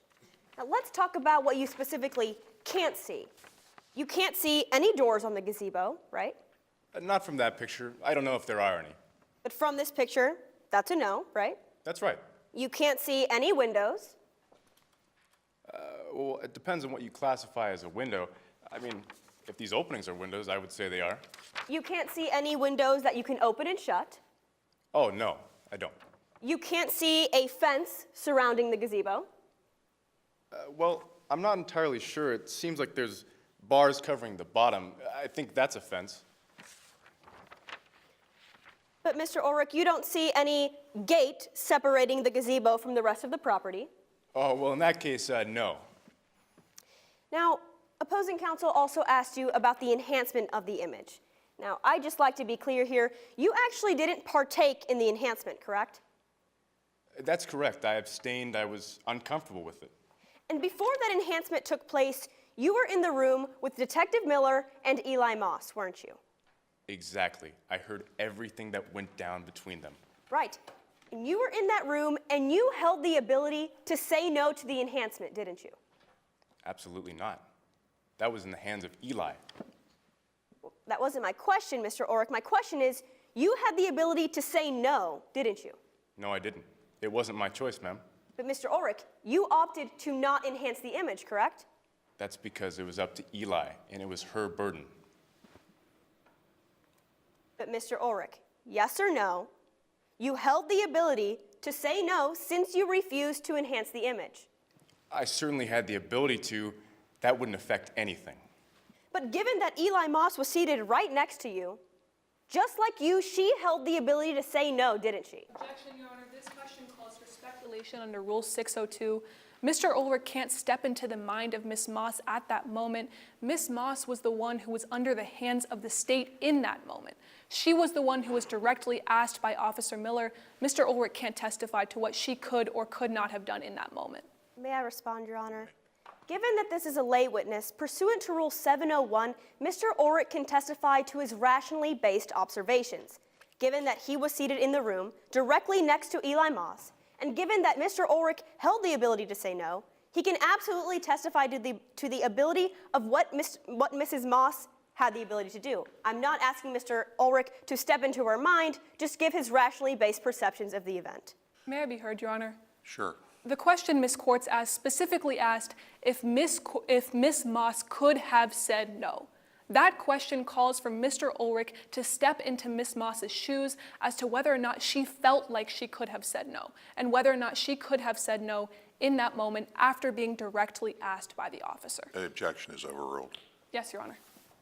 So yes or no, Mr. Ulrich, Ms. Moss held the ability to say no. No. We were still contracted by the state. They had the ability to do anything they wanted with the footage, including forcing us to enhance it.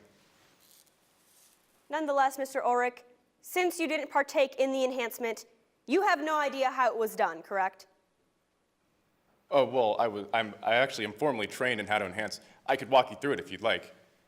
But my question is, Mr. Ulrich, in this particular case, since you did not personally enhance the image, you don't know how Ms. Moss did that, correct? Specifically, enhance the footage? Yes, Mr. Ulrich. All I know is that she did it at the request of the state. No further questions, Your Honor. Step down. Thank you. Thank you, sir. Defense, you may call your next witness. Yes, Your Honor. At this time, the defense calls Dr. Parker Monroe to the stand. Good morning, Your Honor. Morning. Am I blocking your view? No, you're good. Thank you. May I proceed? You may. Good morning, doctor. Good morning. Could you please introduce yourself for the court? Of course. My name is Dr. Parker Monroe. What do you do for a living, doctor? Well, I moonlight as the founder of a consulting firm for UAV, what might otherwise be called drones, but my day job is at a company called AeroVironment. How'd you end up in that line of work? It might be hard to believe, but growing up, I didn't really have any friends. I kind of turned to robotics as a way to make my own. And sir, what education have you received? I graduated from MIT in 2007 with my SCD, and I would really just not talk about undergrad. Sir, was your consulting firm your first job coming out of college? No. My first job out of grad school was at a company called RPA, Robotics Process Automation. I worked there as a customer liaison, going over things like bill of materials and handling customer concerns. You mentioned you're familiar with robotics and mechanics. Do you know much about drones, doctor? I do. I work extensively with drones, UAVs, and UASs at my current job at AeroVironment.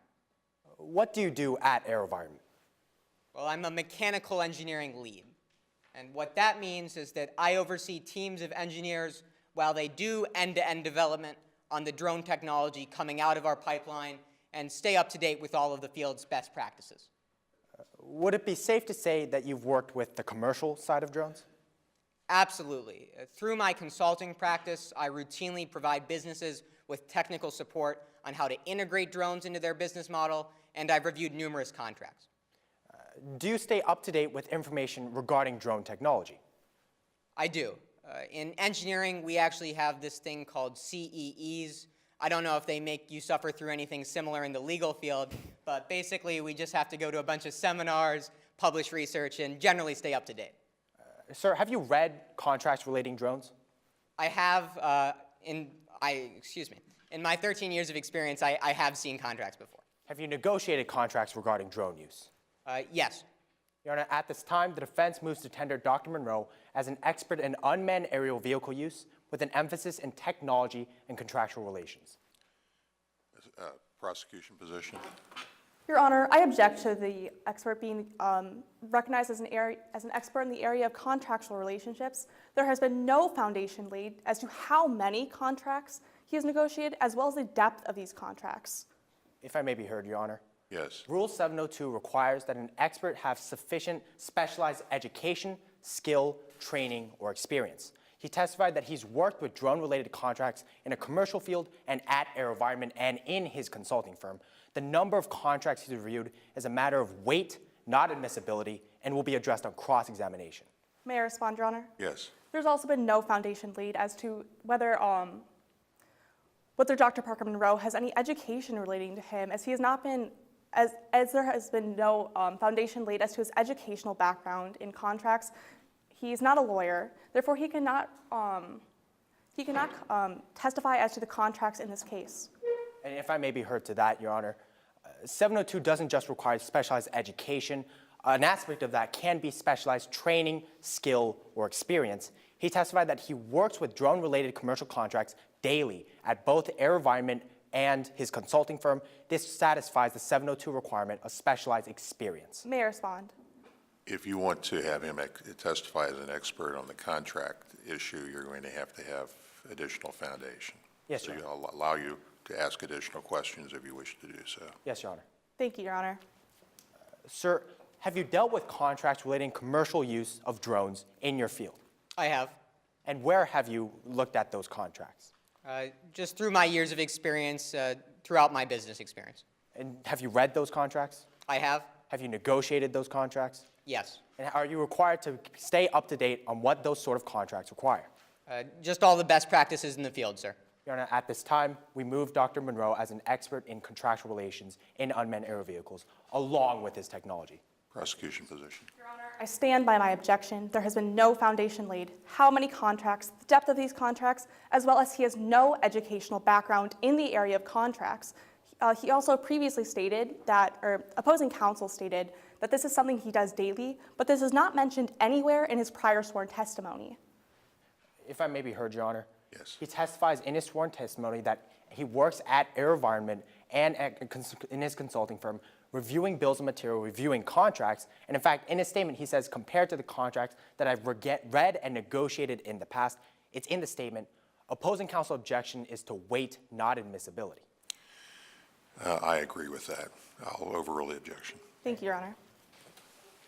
Now, Doctor, are you familiar with the details of today's case? I am. And I suspect Ms. Sander will ask you this on cross, so let's just clear this up now. Did you review the flight path that was flown on August 24th? I did not, and to your point, I want to be clear about the scope of my analysis.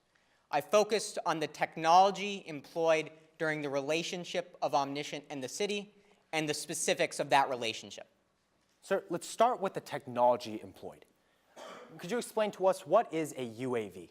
Well, a UAV, or unmanned aerial vehicle, you might also see it called an unmanned aerial system, that's generally when it has a camera attached as well, is what we might commonly think of as a drone. It's any sort of aircraft mounting platform or other sort of system that doesn't have a physical pilot in it to operate. And are all drones the same quality? No. There's a wide variety of different drones. We could call it a spectrum of sorts, if you will, ranging from small RC-type aircraft that you might see your kids playing with, all the way up to military-grade technology. And are you familiar with the drone used in today's case? I am. It's my understanding it was the DJI Matrix 600 Pro. Could you tell us a little bit about the M600? Certainly. This is a drone with an operating radius of 5 kilometers. That's 3.1 miles for anyone that prefers imperial. And it has a flight time of 30 minutes. Are those the only capabilities of this drone? No.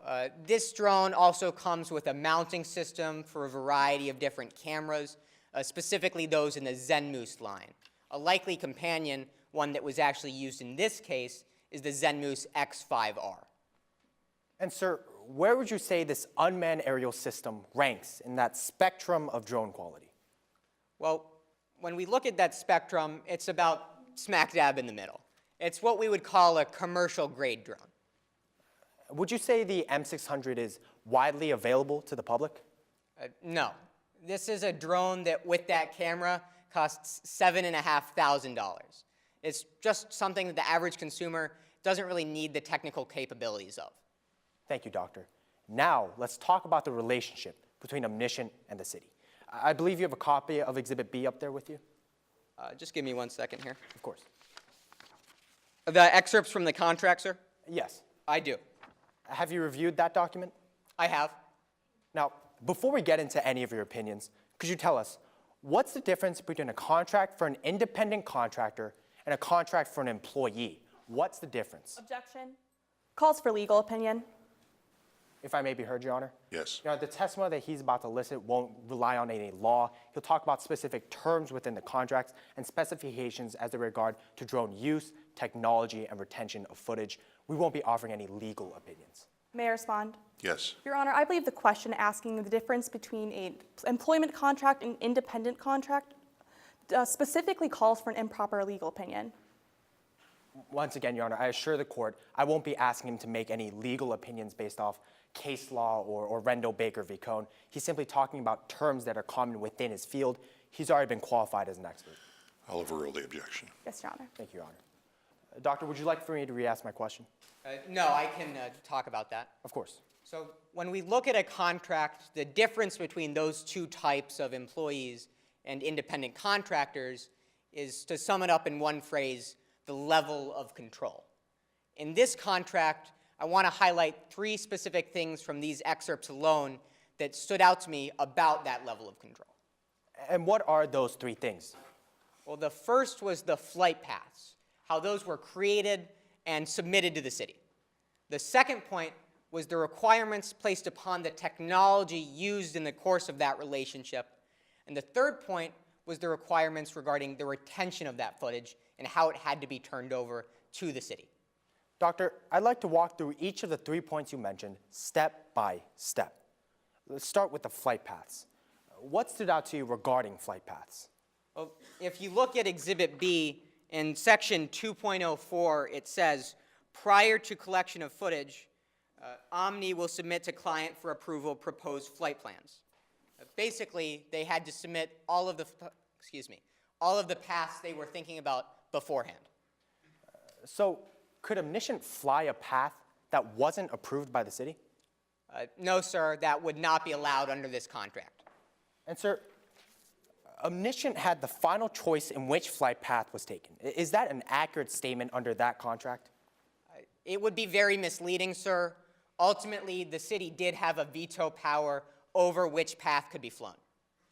Let's talk about the second thing you mentioned. What stood out to you regarding the specifications of the drone and the camera? Well, it's the extent to which those were specified.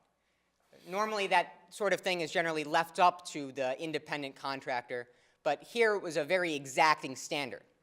And what were some of those exacting standards? The camera used had to be of 4K or higher resolution, so very high resolution, and the drone itself had to be capable of storing up to 1 hour of continuous video footage and have an image stabilizing gib. And finally, sir, let's talk about that third thing you mentioned. What concerned you regarding the retention of the footage? Sir, it was odd the length of that time. It was upwards of 10 years that Omniscient was required to store a copy in full of that 4K resolution footage, and they had to turn it over to the city within 5 days of any request. And doctor, was that the extent of the retention? No. The reasons for that request included but weren't limited to criminal prosecution and investigation. Doctor, how long have you worked in the field of unmanned robotics? It's been 13 years since I graduated grad school. And in your 13 years, have you ever seen any contract that requires footage to be kept for criminal investigations or prosecutions? No. To say that something like that is an abnormality, it'd be an understatement. And let's be clear, what was that contract even for? Sir, this was for a land survey. Doctor, do you have an opinion, to a reasonable degree of certainty, as to the level of autonomy offered to Omniscient under that contract? Compared to other contracts I've read and reviewed in the past, I do. And upon what do you base that opinion? Like I said, the other contracts that I've read, negotiated, and reviewed in the past, as well as my years of experience and seminars that I've attended. And doctor, what is your opinion? Compared to contracts I've seen in the past, this one provides an excessive amount of oversight, and the relationship is much more akin to that of a supervisor and a supervisee than any sort of independent contractor I've seen previously. Thank you. I have no further questions, Your Honor. Okay. Cross-examination. Yes, Your Honor.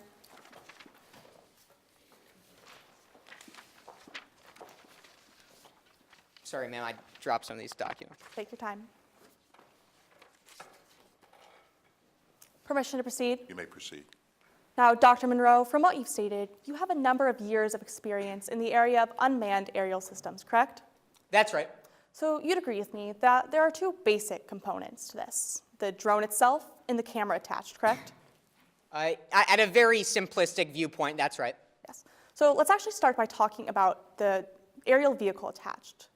Now, roughly 30 years ago, aerial mapping, or planes were being used to conduct aerial mapping, correct? Yes, in the 80s, you'd see sort of like the U-2 planes flying over Russia, that sort of thing. Now, looking into the 90s, drones were being more commonly used, correct? That's right. When we first entered the Gulf War, the second Gulf War, that is, it became a lot more common for that to be used. Right. Now, but drones have actually been evolving for over 100 years, correct? In some capacity, not really drones as we think of them today. So that's a yes to my question? In some capacity, yes, ma'am. Now, looking into the 90s, this is also when drones became popular among the commercial market, correct? That's more into the latter 2000s, ma'am. Excuse me, no, the commercial market, not the consumer market, correct? In about that time frame. Right. Now, looking into, actually, you work for one of those commercial entities, correct? In a sense, ma'am, I work for a company that manufactures drones. I've consulted with companies that are more in that commercial sector you've talked about. But AeroVironment, your company, has actually been utilizing drone technology since the 90s, correct? You give me a little bit too much credit, ma'am. It's not my company, but yes, we have been working with the company you work for, yes. Yes. Right. Now, looking to the latter half of the 2000s, drone technology actually became popular among the consumer market, correct? In a relative sense to how it was before, that's right. And this is because drones were becoming more easily available to be used, correct? That's right, ma'am. They were becoming more easily available. They certainly still aren't easily available. But they were easily to be used at this point, correct? I mean, you could control one from a smartphone app, correct? Some models, not drones as advanced as the one in this case, ma'am. Now, in fact, the DJI Matrix Pro, the drone used in this case, can actually be controlled from a smartphone app, correct? That's not right, ma'am. There is an application that's used. It's proprietary to the company. You need additional technology to be able to actually implement that application. It's not just a mobile phone app. But this still is an application that's able to be used on this specific drone, correct? Yes, you have to operate it through this proprietary application. It's not like a mobile phone app that you just download and hit play on. Right, now let's actually look at the DJI Matrix Pro. Now, this drone isn't military grade, correct? You said isn't, ma'am? Isn't military grade, correct? That's right. It's a commercial grade drone. This drone isn't cut off from the public. In some senses, yes, ma'am. But in fact, if anyone has sufficient funds, they could buy this drone themselves, correct? Well, they'd be able to purchase it. There's additional barriers to actually be able to use that drone then. But so that's a yes to my question. Anyone could buy this drone. If you had $7,500 that you were willing to spend, yes. Actually, I believe the $7,500 you're referring to is the drone itself, and the GJ matrix, and the ZenMoose combined, correct? That's right, ma'am. The drone's only a meager 5K. Okay, thank you. Now, let's actually look at the camera component of aerial mapping systems. Now, cameras have actually been developing since before drones, correct? That's right. You started with old-timey sepia-type photos, but we've come a long way since then. Yes, we've come a long way. We've actually come to 4K resolution, correct? That's correct, ma'am. And 4K resolution is actually available to the public, correct? I wouldn't totally agree with that statement. But bringing you back to my question, anyone can buy 4K resolution, correct? If you have sufficient funding to buy a movie camera, you're right, ma'am. Thank you. Now, let's take a specific look at the ZenMoose X5R, the camera used in today's case. This camera isn't military-grade drone. No, it's a camera, ma'am. It's not a drone. I'm sorry, a military-grade camera. Ma'am, there's not really a such thing. But anyone can buy this camera, correct? That's right. It's available to the public. If you have $2.5 thousand. So with the funds, anyone can buy this camera. That's right. Now, other than being able to zoom in, this camera has no special functions such as infrared technology, correct? It doesn't see in other bands, if that's what you mean, ma'am, but you can have it mounted on a drone. It does have a variety of advanced features in that sense. So bringing you back to my question, this camera does not have infrared technology, correct? Not infrared specifically, ma'am. Right. It can't unmask something that's hidden, correct? What do you mean by hidden, ma'am? This camera can only show what's already visible to the naked eye, correct? No, ma'am. This camera sees a whole lot better than my eyes. But I'm saying that it's already being shown what's visible to the eye. It's only being shown what's beneath the lens, correct? That's in the sense that it shows what's being picked up by the optical sensor. You're right, but to compare this to a naked eye, it's misleading, ma'am. So, Mr. Monroe, this camera can't unmask something that's behind something else or hidden, correct? By a physical object that's opaque, you're right. So this camera is only being shown what is already visible from the lens, correct? In that sense, yes. Right. Now, another area of your involvement in today's case was reviewing the contract, correct? Is reviewing the contract, you said? Yes. That's correct. Now, let's be clear, Mr. Monroe. You're not an attorney. That's right. My experience with contracts just comes from my 13 years of experience in the field. And you're not a lawyer. Yes, I'm neither a lawyer nor an attorney, ma'am. You have no education in law. I took one seminar class once, but other than that, no. Now, in fact, you didn't speak with Eli Moss, the CEO of Omniscient. I did not. You didn't speak with Campbell Bolt, the city director. No, I focused on the contract that they had actually agreed to. And so you didn't speak with anyone involved in the negotiation of this contract, correct? No, ma'am. In my experience, what's relevant with contracts is actually what's written down. But you weren't actually involved in the negotiation of this contract, were you? That's right, I was not. You weren't involved in the drafting. That's right. Right. So your testimony is simply limited to what is written within the contract, correct? That's right. Right. Now, you previously stated that this contract has an excessive amount of oversight, correct? Absolutely. So let's actually look at what's in this contract. Certainly. Now, within the contract, it mentions 4K resolution, but it doesn't actually specify what camera Omniscient had to use, correct? Only that it also had to be able to be mounted on that drone. That's right. All right. Now, as well as in Article 2.05, it also doesn't specify what drone Omniscient had to use, correct? No, but the requirements placed upon that are pretty high, ma'am. That's a no to my question. Not a specific model. Now, it also doesn't state that Omniscient had to specifically fly over the Wolf residence, correct?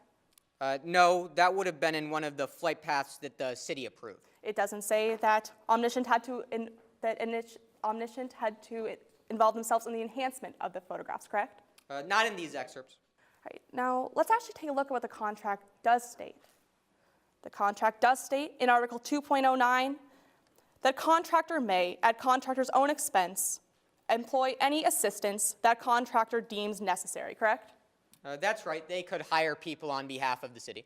Right. Now, as well as that, in Article 2.010, it states that that Omniscient is responsible for paying the federal and state taxes of its employees, correct? That's right. It specifically says Federal Insurance Contribution Act, Social Security Act, Federal Unemployment Tax. Now, Dr. Monroe, I have one final question for you. Isn't it in fact true in Article 2.010, this agreement does not constitute a hiring by either party, correct? Ma'am, I can write something down. It doesn't make it true. Objection, not responsive. Sustained. Oh, go ahead. Your Honor, he simply wasn't even finished with his answer. He was clarifying. I asked that he at least be able to finish his answer before opposing counsel objects. May I respond? Yes. Your Honor, I simply asked Dr. Monroe if that was within the contract. I wasn't asking for an elaboration on this. I was just asking if what I read to him was true. Objection is sustained. Yes, Your Honor.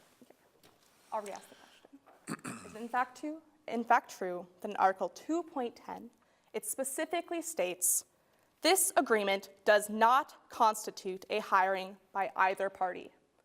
That's right. No Yes. further questions, Your Honor. Okay. I think you have a matter of seconds left on time. How much time I have left for redirect? 40 seconds. I'll try to make this quick, Your Honor. May I proceed? You may proceed. Sir, on cross, you made the distinction between a drone being able to purchase versus being able to use. What is that distinction?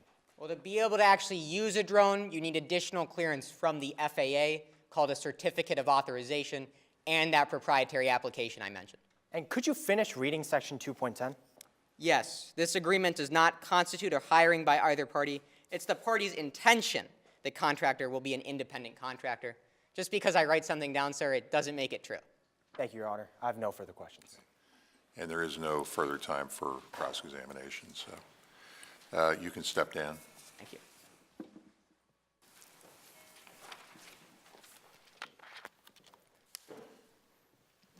Does the defense rest at this time? At this time, the defense rests this case in chief.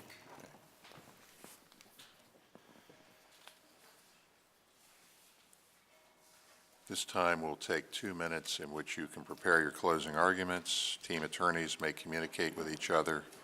None of the performing team members may communicate in any way with the teachers, legal advisors, team members not performing in this round or with any other observers. So you can start with the 2 minutes. Thanks.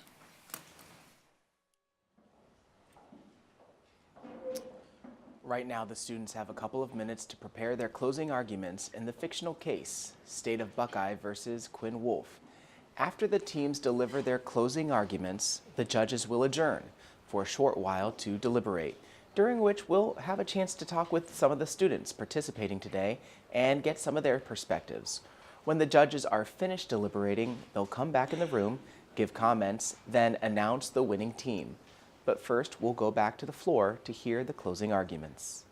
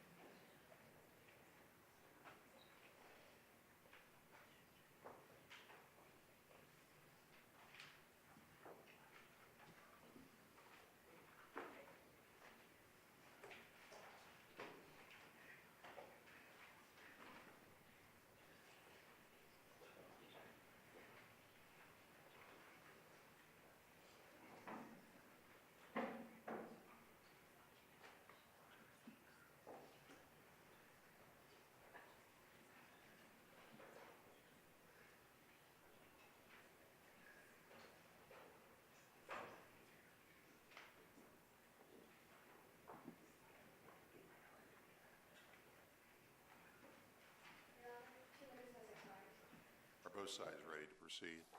Yes, Your Honor. Yes, Your Honor. Prosecution, then you may make your closing argument.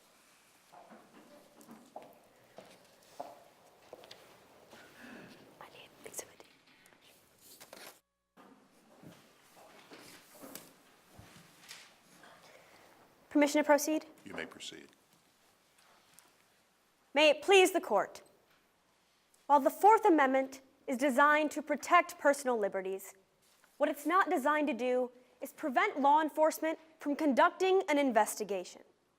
And in cases such as Katz, Dow Chemical, and Boudreaux, the Supreme Court has held that when there's no reasonable expectation of privacy, no illegal search and seizure, and when evidence is given voluntarily by a private citizen, there has been no Fourth Amendment violation. Now, the starting point in today's hearing is determining if a right of privacy exists. For if there is no expectation of privacy, there can be no Fourth Amendment violation. In the Katz decision, the Supreme Court put forth a two-pronged test. There must be a subjective expectation, and it must be one that society recognizes as reasonable. Here today, we've heard no evidence of a subjective expectation of privacy, so let's look at the objective prong. In the case of California versus Serralo, the Supreme Court held that if no effort is made to block the direct line of sight into one's curtilage, thus giving the public a vantage point into that curtilage, there can be no expectation of privacy. And what we heard is that in the area surrounding the gazebo, there's no fences, no gates, no doors, no windows, nothing blocking the line of sight into that gazebo. But furthermore, Your Honor, in the case of Florida versus Riley, the Supreme Court held that there can be no expectation of privacy in an area where there's routine air traffic. What we heard is that in Harmony, including the outskirts, there are crop dusting planes, lower flying aircraft, air balloons, and local airports. But secondly, Your Honor, let's look at the gazebo itself. It has openings. It has hundreds of yards of open space. In fact, in this image, you can see that white rectangle in the biggest opening possible. Therefore, the expectation of privacy fails. But another issue why a violation has not occurred is because aerial mapping has been happening for the last 30 years. We know that because Dow Chemical specifically addressed it in its 1980s court case. The only difference being back then it dealt with a drone, but today, or back then it dealt with a plane, today it deals with a drone. But that's not the only thing Dow Chemical provides, and we must learn of the fact pattern. Dow Chemical dealt with a chemical plant that refused the inspection of the police. So the police hired a plane with aerial mapping capabilities to go overhead and take pictures of what was happening down below. And what the Supreme Court held is that the viewpoint from the sky is no different than the viewpoint from the road. Meaning that what could be seen from that camera 400 feet in the air did not rise to the level of a search. In fact, that's not the only parallel in today's case. Back then, the Supreme Court held that the use of a conventional, albeit precise camera still does not rise to the level of a search, and that the mere enhancement of human vision does not give rise to constitutional problems. But the third and separate reason why no violation has occurred in today's case deals in what the Supreme Court discussed in the case of Boudreaux. And what they discussed was that if evidence is handed over by a private individual, there has been no Fourth Amendment violation. What we've heard here today, we heard the testimony from that private individual herself, Eli Moss. Eli Moss is the owner of the private company Omniscient that was recognized as an independent contractor by the very city of Harmony. In fact, what we heard here today is the person that selected the footage, zoomed in on the footage, enhanced the footage, and took the footage was no one else than that private individual, sitting in that same room as Mr. Dylan Ulrich, who held the ability to say no. So as the prosecution, we have held our burden of proof to establish three things today. There was no expectation of privacy. There was no illegal search and seizure. And the evidence handed over to the police to secure the search warrant was done by a private individual. And it is for these reasons that we ask you to deny the defendant's motion to suppress the evidence. Thank you. The defense may make your closing argument. Yes, Your Honor.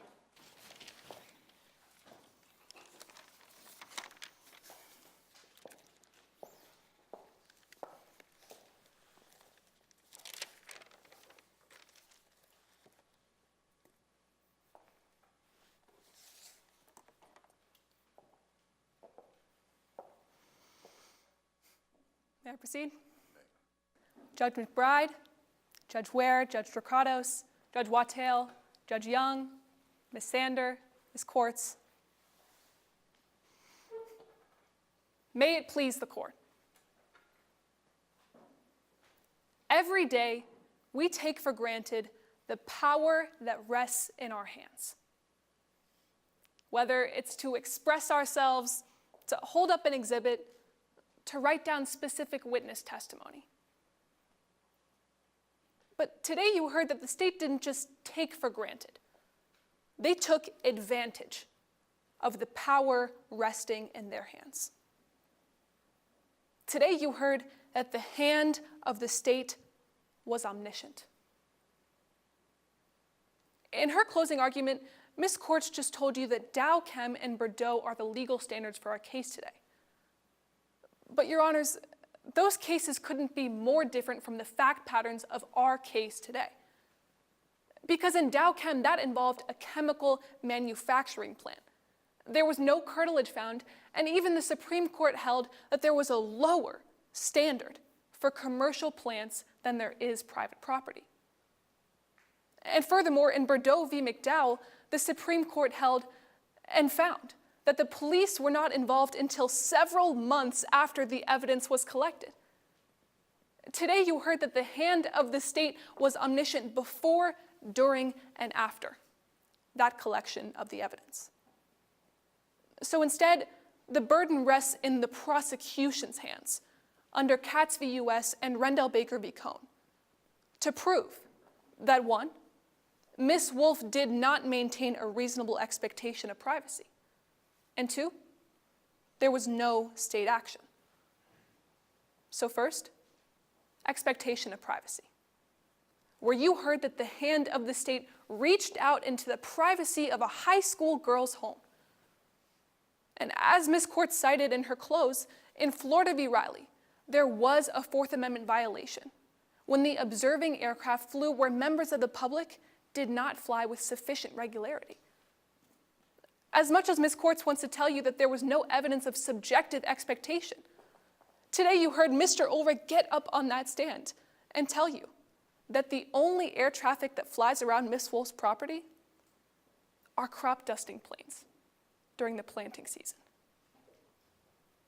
And further, in Kylo v. U.S., the Supreme Court held that when the government uses technology, not in the general public use, that constitutes a search and is unreasonable without a warrant. Just a few minutes ago, you heard from Dr. Monroe when he told you that the drone used in this case was not widely available to the consumer, not in the general public use, and atypical.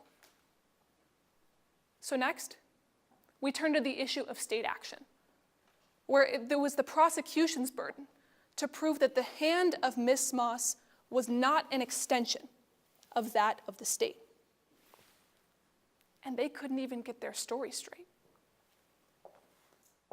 On cross-examination, you heard Officer Miller tell you, "I did not tell Ms. Moss to go ahead and enhance the footage."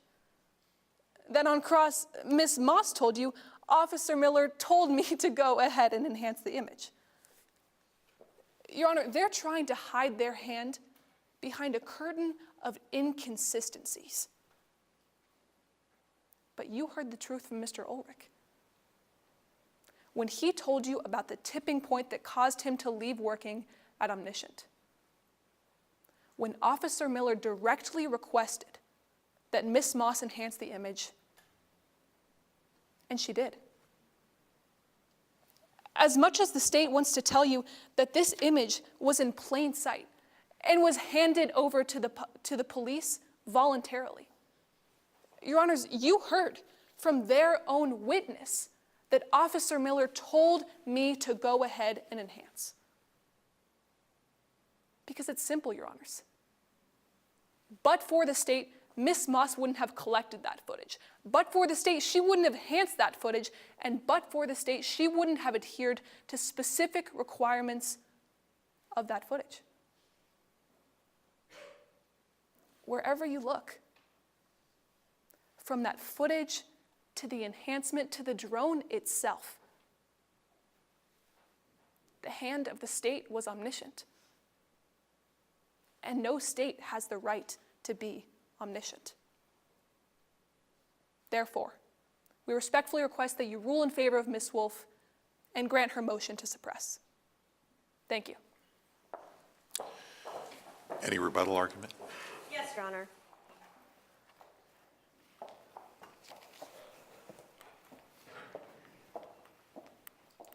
May I proceed? You may. May it please the court. Opposing counsel touched on state action. So let's discuss that. In the case of Bloom versus Uretsky, the Supreme Court put forth 4 factors to determine state action: funds, regulation, public function, and a symbiotic relationship. We've heard no evidence here today that Omniscient was completely reliant on the funding of the government to continue their business. When it comes to regulation, we've heard no testimony as to the controlling nature of FAA regulations. When it comes to a public function is when a private entity performs a function that's typically the prerogative of the state. Your Honor, you heard from the defense's own witnesses, the purpose of this project was to survey land. Surveying land is by no means a governmental responsibility. When it comes to a symbiotic relationship, while there were more details than most in that contract, discretion was left to Omniscient. In fact, let's look at the very hand that held that discretion. The hand that chose the drone, the hand that chose the camera, the hand that chose the flight path, the hand that chose the day it was to be done, was the hand of the private individual, Eli Moss. That private individual wasn't an extension of the state. She was the CEO of her own private company, which was recognized by the City of Harmony as an independent contractor. And it is for these reasons that we ask you to deny the defendant's motion to suppress the evidence. Thank you. Thank you very much. At this time, the scoring judges will retire to the jury room to deliberate.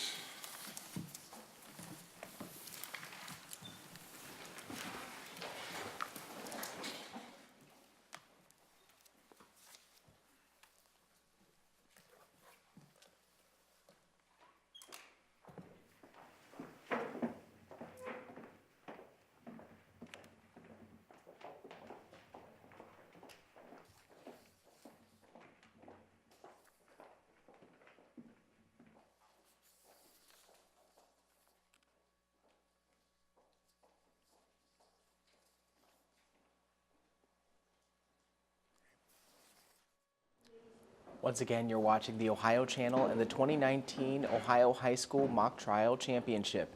We're coming to you live from the Ohio State House in downtown Columbus.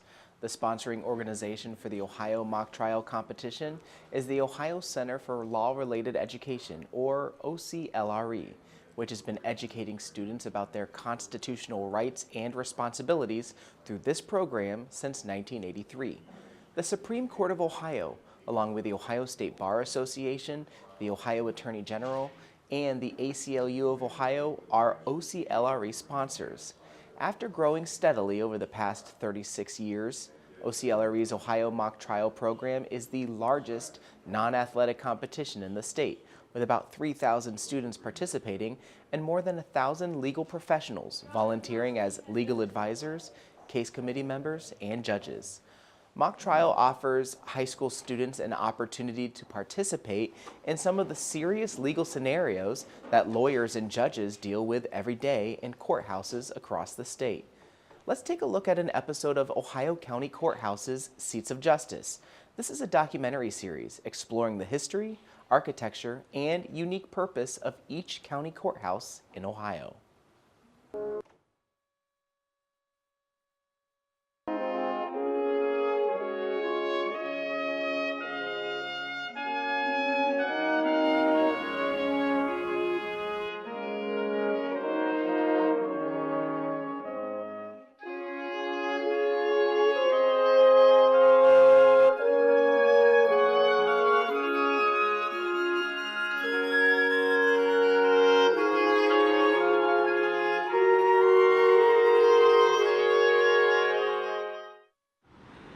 Whether you live in one of Ohio's bustling cities or one of its quaint county seats, one building seems to attract attention. My name is Jessica Daniels. I live in Dover, Ohio, and I'm a high school Spanish teacher. Patrick Shepard. I was born and raised in Wellington, Ohio, in Lorain County, and I currently live in Cleveland. My name is Hannah Tucker. I am from Tiffin, and I am the pastor of St. Paul's United Methodist Church here in Tiffin.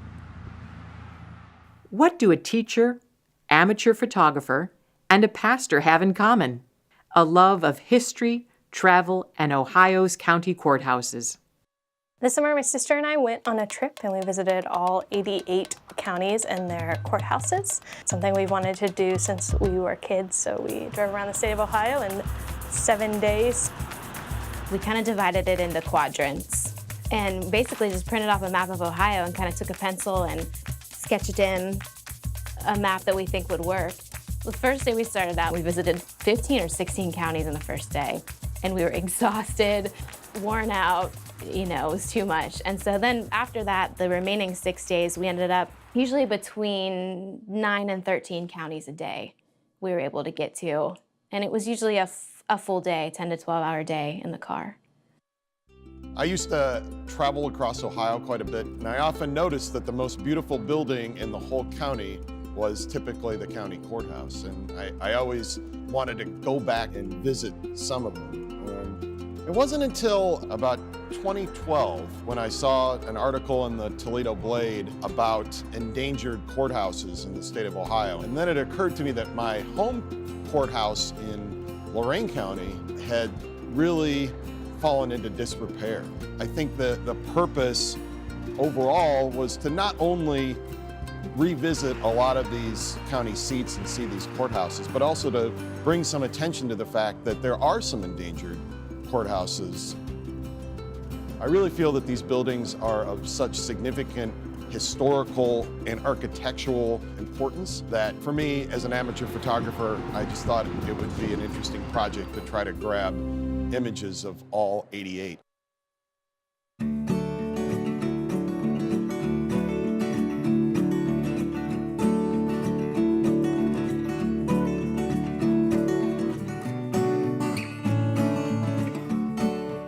We don't build courthouses like we did in the 19th century and early 20th century.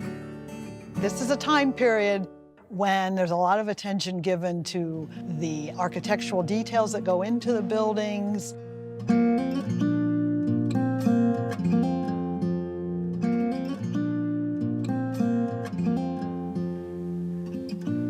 These were intended to be buildings that stood out, were monumental, in many cases probably the most architecturally distinct building in the counties, in the respective counties, especially in often the more rural counties. Mostly after we saw all the courthouses, I was amazed at just how different many of them were. They were built at different times. When you go into the bigger cities, they look more like just normal city buildings. And in some of the smaller towns, they're clearly the most majestic, the biggest building in the town. My favorite courthouse was located in the town of Pomeroy, which is Meigs County, down on the Ohio River. It's a tiny little town, and the way the geography is down there, you have the river and then pretty much you have hills directly after that. So the courthouse was actually built into the hill. There were levels of the courthouse, and each level had a ground entrance because you could work your way up the hill and enter in different places. So it just had some really unique features to it. My favorite courthouses were those where it really was the focal point of the city or town, that there'd be a good amount of green space around it, and then a commercial district. You know, there might be an old theater there, barber shop. My favorite courthouse was in Hardin County, in the town of Kenton. I really liked it because Kenton's a pretty small town, and you drive into the downtown and then you see this courthouse, and it's kind of up on a little hill in the center of town, and you can see it from far away, and it's just this beautiful big building in the midst of this tiny town. Ohio's historic courthouses, to me, really reflect the breadth and diversity of Ohio's history. These were meant to be symbols of county government, symbols of our rule of law, places where people came to make very important decisions that shaped their lives. Now that I've been to every courthouse, I realize that they belong to us as Ohioans. They belong to us as members of each county. It's worth checking out your local courthouse, I think, because of the history, the architecture. You might learn things about your county or your community that you didn't know from before. I got to spend 7 days in a car with my sister. We got to learn a little bit more about each other.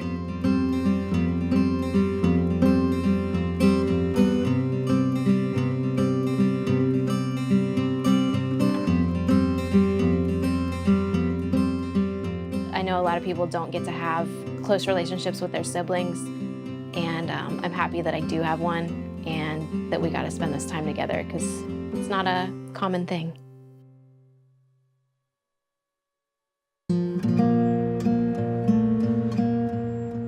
Ohio reflects this checkerboard pattern of roads and farms and fields that were all very orderly, put together in a very rational, rectilinear plan. Some of my favorite days each year is when I'm just kind of meandering across Ohio and picking up these photographs of courthouses.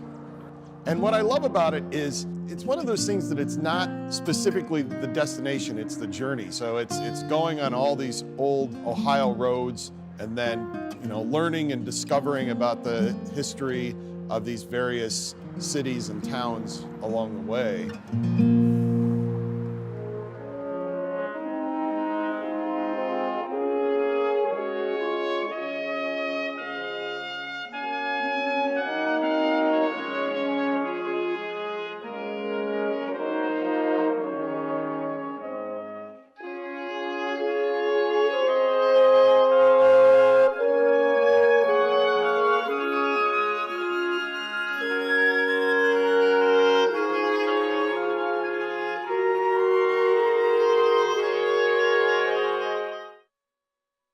The entire Ohio County Courthouses Seats of Justice series at ohiochannel.org/courthouses. As the judges are deliberating and scoring, let's hear from some of the students who participated in the mock trial today. So you can come on up. Can you tell us your name? My name's Cooper Pierce. And what grade are you in? I'm a senior. So how does it feel, you know, you shook all the butterflies off and everything. How does it feel to compete today? Really good. You know, we had a really great opponent. We saw Sylvania's other team day one, and it was really great just to kind of bring it full circle. How did it feel to not really know what side was going to come up until the last minute? It was a little tense for sure. We have a really different case theory than they do on prosecution, and I know their other team saw it, so it was kind of unique having doing the side that they hadn't seen previously. Okay, so yeah, like, so for people who don't know, you get to practice against your own team, and you get to kind of see if you're the defense and the prosecution, you see what your team would do prosecution-wise. So did they throw things at you that were kind of some curveballs? It's a little different than what we do, but nothing we haven't really seen before. The Miller-Moss combo is pretty popular. It's just not something we do. What's your favorite part about mock trial?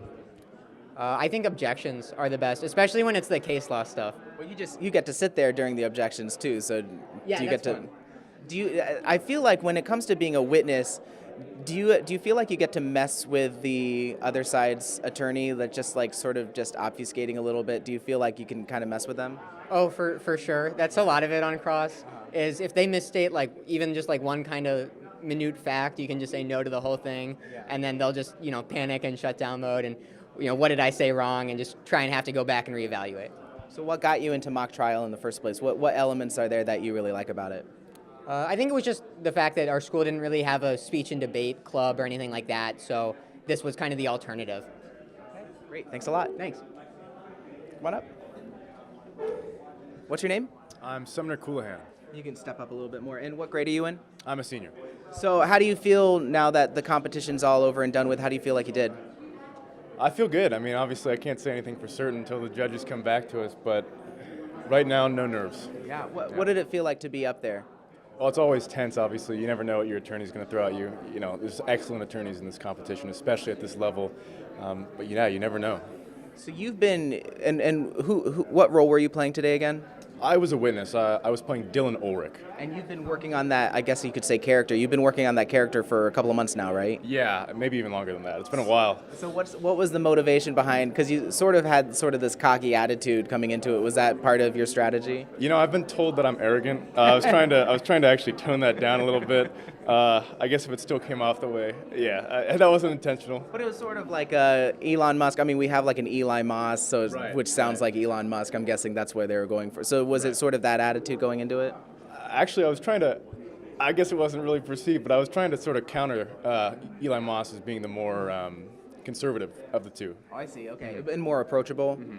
So what about mock trial do you like? What are the elements that you like when going into it? Well, I love being a witness. That's what I tried out for initially. It's always really nice to just have, it goes back to actually, the battle between the attorney and the witness. It's great to not know because then you got to figure it out on the stand, That's the best part. So I always feel like watching mock trial, there's an element of law and studying law, and then there's an element of theater. What draws you more? To be honest with you, I just tried out sophomore year and I happened to make a team, so here I am. I'm not really here for any particular reason. But you sort of seem like you have some sort of like actor, drama. I don't know. Okay. Yeah. And is there anything in particular that you hope to go on to do in maybe higher education that deals with mock trial? Maybe computer science. All right. Oh, yeah, there you go. All right, well, thank you very much. Thank you. Come on up. Hi, what's your name? Sarah Kaplan. And what grade are you? I'm a senior. With Indian Hill, right? Yes, yeah. So how do you feel like your team did today? I feel like we did really well. Like Cooper said, we faced Sylvania's B team on Thursday, and I don't know, it was a really good team to play against, definitely. We kind of like looking to play them the whole time. And I mean, Indian Hill and Sylvania, we kind of have like a rivalry of sorts. They won last year, we won the year before. Yeah, it was really awesome just playing such a good team. What kind of, what was your strategy going into it? What are you hoping that you got across to the judges? We were just kind of trying to come across as more relaxed, I guess. We actually sang in the courtroom before we started. We sang Bohemian Rhapsody. And yeah, I don't know. I think we were just trying to be relaxed. We've all worked like 4 years getting to this point, so I just wanted to really enjoy the moment. What's your favorite thing about mock trial? It's definitely the people. We have a pretty cultish huddle every time before we testify and go into this room, and every time we always just say we're doing it for each other, and the people that I've met in this program are just exactly why I keep doing it. So. You got to deliver the closing argument, and so what we see is that the judges give you about 2 minutes to just kind of get everything together. What in that 2 minutes did you sort of change in the last minute right before you went up? So in those 2 minutes, it's pretty critical to talk to Mr. Kwan over there. He's my co-counsel. And we just kind of game plan based on what they've presented, especially the case law that she kind of cited in her open. I was maybe thinking that she would cite in her close, kind of trying to distinguish that from our case today and just kind of trying to incorporate the facts that we had heard. It's different every time we go through this, so I just kind of wanted to take the specific words that we heard today. You have any thoughts on what you want to go on to do after high school? I'm really not sure. I think this program has definitely kind of kiltered me more towards law, but I'm still not sure. Great. Thanks a lot. Thank you. Come on up. What's your name? Albert Kwan. And what grade are you? I'm a senior.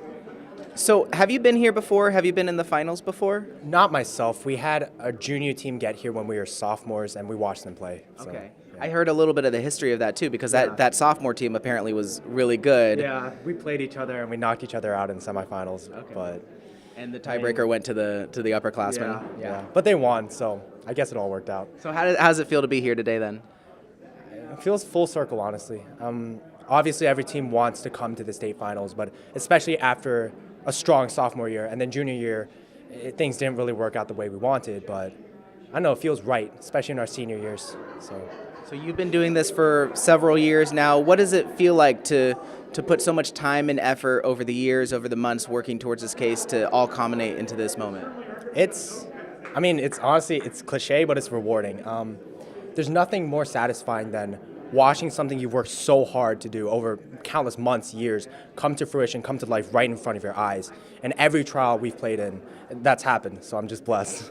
What elements of mock trial, what's your favorite part of mock trial? Is it the law side? Do you like the sort of the theater side of it? Yeah, like my co-counsel said, it's definitely the people. I mean, the law and the theater, it's all so much fun planning that out, but at the end of the day, it's not really who wins the trial, who loses the trial that defines us. It's not really about what objection we make, what speech we give. It's what we gain from when we talk to each other. We grow up with each other, and I've just met people that I know I probably wouldn't ever have talked to in high school, and it's the people. It's the people. Any thoughts on what you want to do after high school?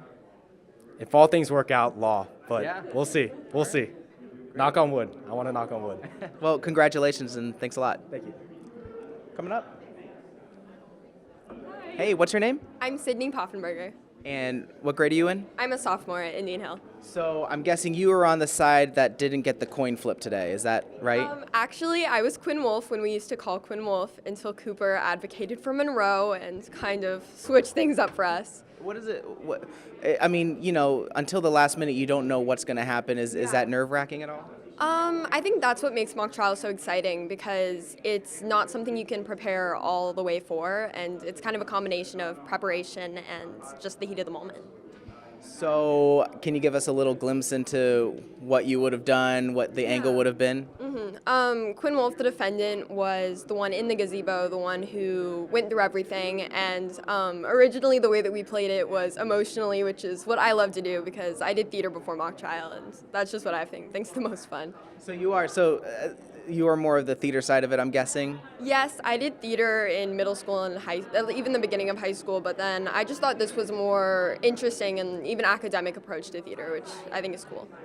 So this is something that I always wonder, because I know when they give you the materials to create this case, was Quinn Woolf always a high school student, or did your team get to decide that? No, Quinn Woolf was always a high school student at Trillium High School, which is kind of the whole mock trial universe. But yeah. So how do you feel that your team did today, and what did you think of the other team and sort of the side they were spinning to it? I think it was a cool opportunity, especially playing such a great team, and just the whole Indian Hill Sylvania rivalry. I think we did great today. I always feel good about how we do, just the way that we work as a team, but it was just a great experience today, and I mean, the state finals is just great. Any thoughts on what you want to do after high school? I have no idea. Great, thanks a lot. Yeah, thank you. All right, and I think we're going to get Sylvania now, Sylvania Southview. Hi, what's your name? My name is Jillian Sander. And what grade are you in? I'm a junior. And you're with Sylvania, correct? Yes. Yeah. So how did it feel being up there today? Today it felt really great. I was watching our team win here exactly a year ago, and I specifically remember saying to my coach that watching our team win made me feel so inspired. So to be here today, being that team won, just felt incredible. What was it like to not know what side was going to go up until the last minute? It was nerve-wracking because we had to prepare for both sides. Can you kind of take us through your mindset when you found out that you were the team that was going to go up? My heart jumped. I was so excited. I immediately went through everything in my head of what I need to do, what I need to remember. What do you hope, as the judges are deliberating right now, what do you hope that they're taking into account? What sort of point do you hope got across during the whole trial? I think the most important point that got across through the trial was our preparation and effort, and how we were able to communicate that through the trial. What's your favorite part about this program? I think my favorite part is probably the thrill. I mean, you walk into every competition, you never know what's going to happen. You don't know what objections are going to be raised. You don't know the themes that are going to be raised. So it's all about thinking on your feet, essentially. Any thoughts on what you want to do after high school yet? I definitely want to practice law. Okay, great. Thanks a lot. Thank you. Come on up. And what's your name? Isabella Courts. And what grade are you in? I'm a senior this year. Okay. And so how do you feel about what your team just did today?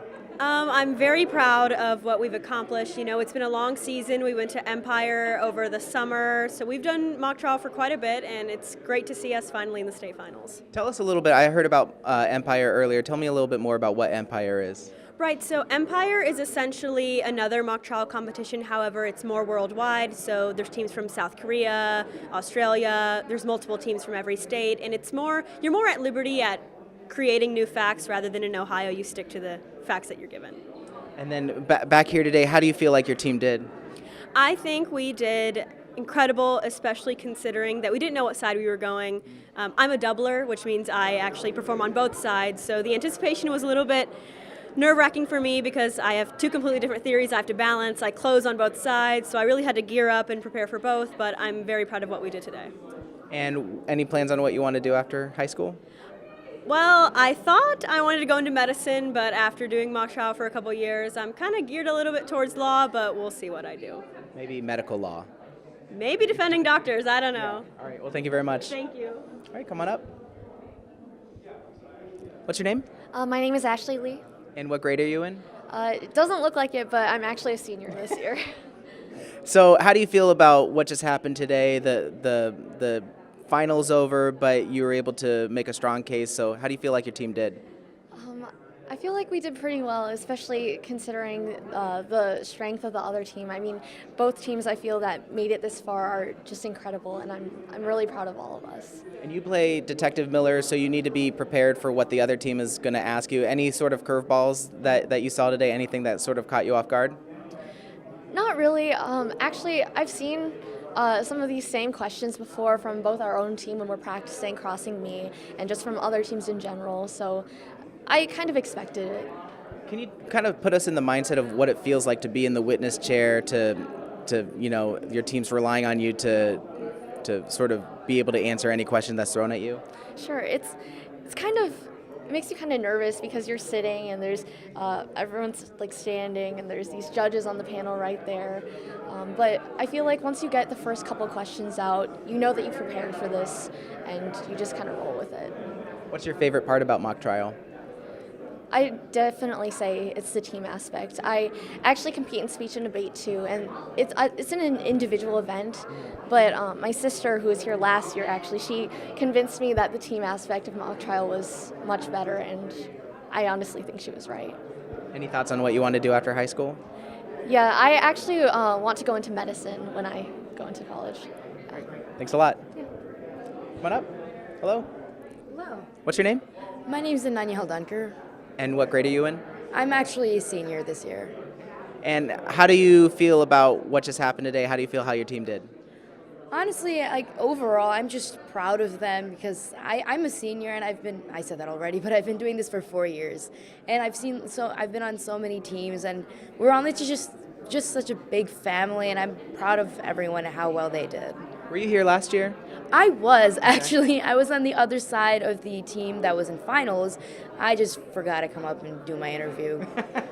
This is my fault. So again, like I've been asking the witnesses, anything that the other team asked you that sort of caught you off guard? Any sort of surprise questions? Well, not really. I mean, as in mock trial, we have to prepare our cases and, of course, memorize our affidavits and everything. So, I mean, I've also been asked some of these questions before, in competition. So I wasn't really caught off guard, but, you have to present your case to the best of your ability. So you played Eli Moss. I was just talking to the person from Omnipotent, your former partner in this story. So did you feel like you had, what kind of preparation did you do to get into character? Who were you trying to sort of convey? Tony Stark. Period. Not to the just the extent of just the Tony Stark, but kind of just the CEO. I was just kind of just feeling as in I own this company. I'm just here. Oh, Why that's not? great. Did you watch any Iron Man to get prepared? I wish I could. I got home from competition at 9, so not really. I did a face mask. I reviewed my affidavit. Fell asleep. It was good. That's great. Any thoughts on what you want to do after high school? I actually want to do medicine, but I mean, by doing mock trial, maybe I want to be a part of a program that also incorporates law, but mostly medicine, probably. Thanks a lot. No problem. Come on up. Hi, what's your name? I'm Jillian Pruss. I'm the other Jill. You're the other. Okay, and so what role? So you were gonna play a role today, is that right? Yes, Or I time kept today, but I'm Okay. normally an attorney for the other side. okay, and so since you're the attorney on the other side, how did you think that your opposing team did representing that side? I think they did a great job. Their theories are very similar to ours, so it's interesting to see how they presented it and what their style was, but overall it was just such a great performance. If you were up there, if you were arguing on behalf of the defense, right? Is that what would you have wanted to convey? What would you want the judges to get out of your case? The biggest thing for me, since I direct Dylan Ulrich, what we really emphasize in that direct is just privacy, and that how what Omniscient did typically isn't what other companies do, and so it's just unusual and really an invasion of privacy. What's your favorite part about mock trial? Oh, definitely the team. Like, we've all bonded so much this year. So, like, when Anunya comes up and says that she forgot to do her interview last year, like, we just know, like, that's Anunya, and we can all laugh about it. Any thoughts on what you want to do after high school? I'm dead set on computer science. Is that because of this at all? Did this? I mean, I just really like programming. I mean, my dad said I should go into like technology and like patent law, but I really more like the programming aspect. Great, thanks a lot. Thank you. All right, so we're still waiting for the judges to finish their deliberation, but first let's take a look at some of the details of this trial.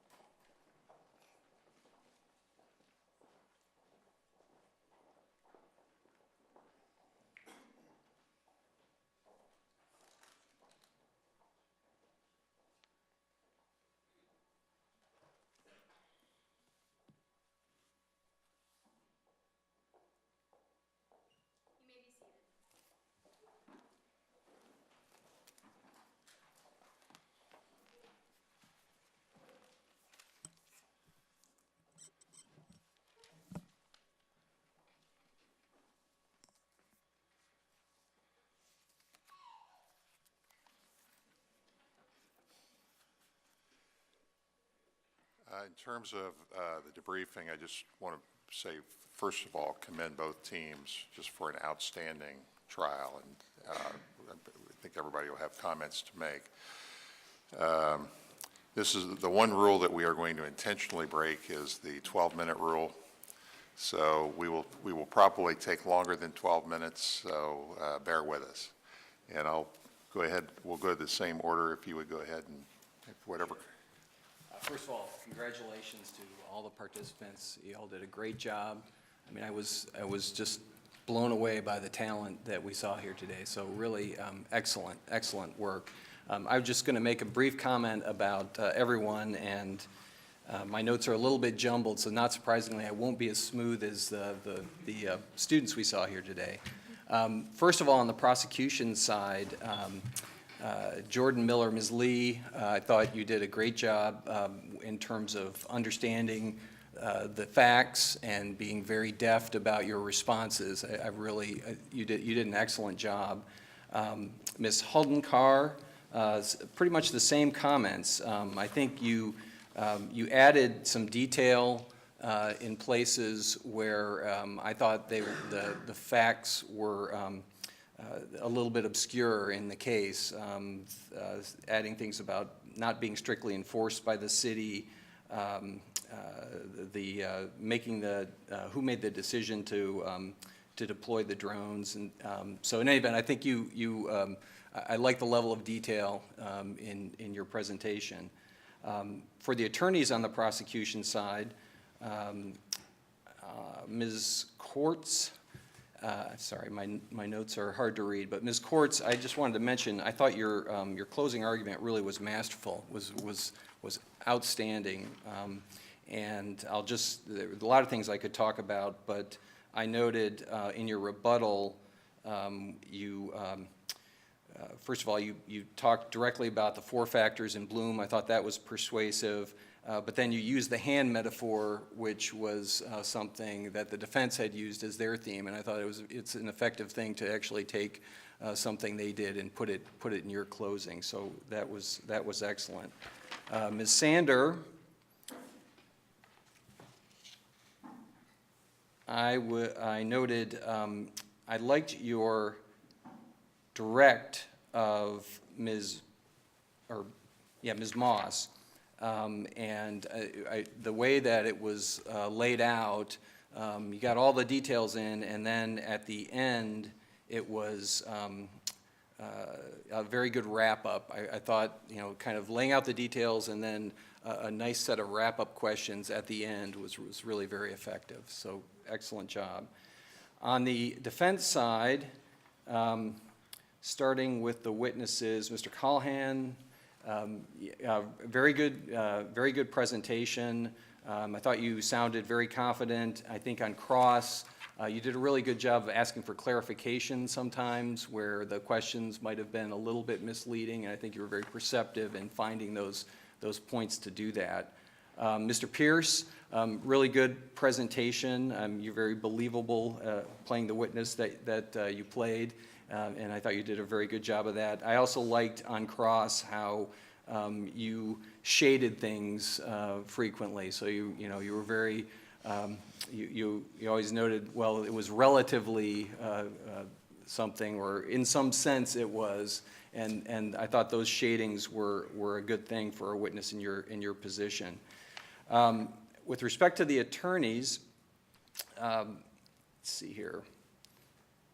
Mr. Kwan, I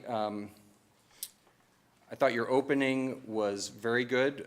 You stated a theme: the state is omniscient, which I think that's a nice double entendre. That you want to make the point that both the state is omniscient from the all-seeing point of view, an invasive point of view, but also you're identifying the state with the company omniscient, and that's I thought that was a nice theme to keep repeating. I also liked your cross of Moss, and I thought you were very tenacious. Sorry, one other point. I'm switching to your direct because I circled this.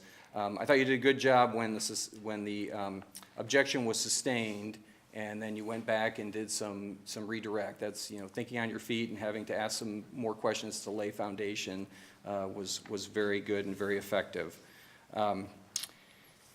And Ms. Kaplan, let's see here.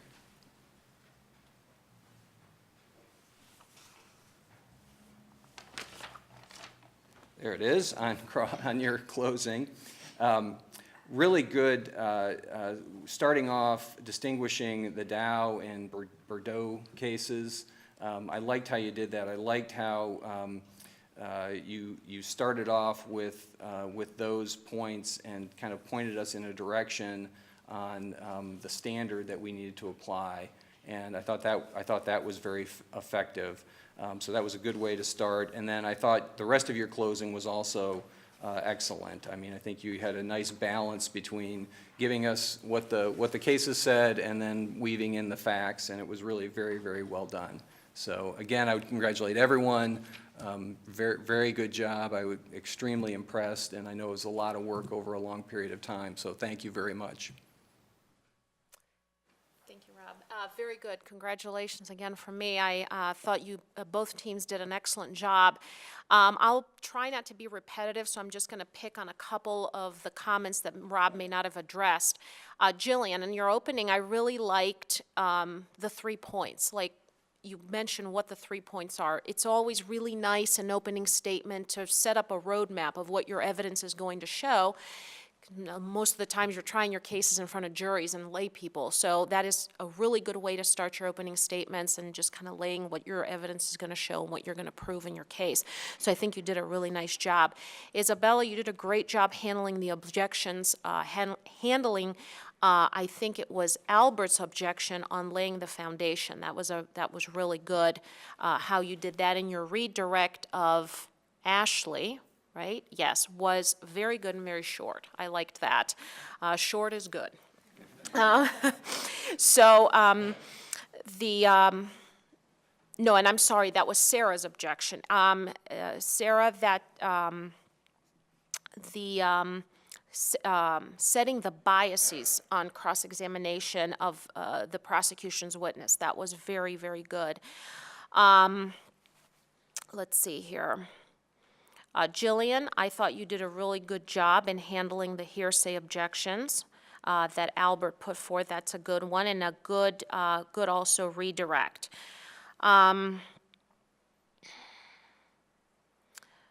don't know if I agreed with the judge on the contract clause and the scope, but I thought you guys really handled that really well with Albert's cross-examination of Eli Moss. Let's see here, I don't want to be repetitive. Mr. Callahan, very nice touch with the wedding ring, I did notice. And your closing arguments were both excellent. So congratulations to you and those that care for you, your parents, your coaches, that help you come this far. This is a great honor. So best of luck. Good end of this in. Thank you.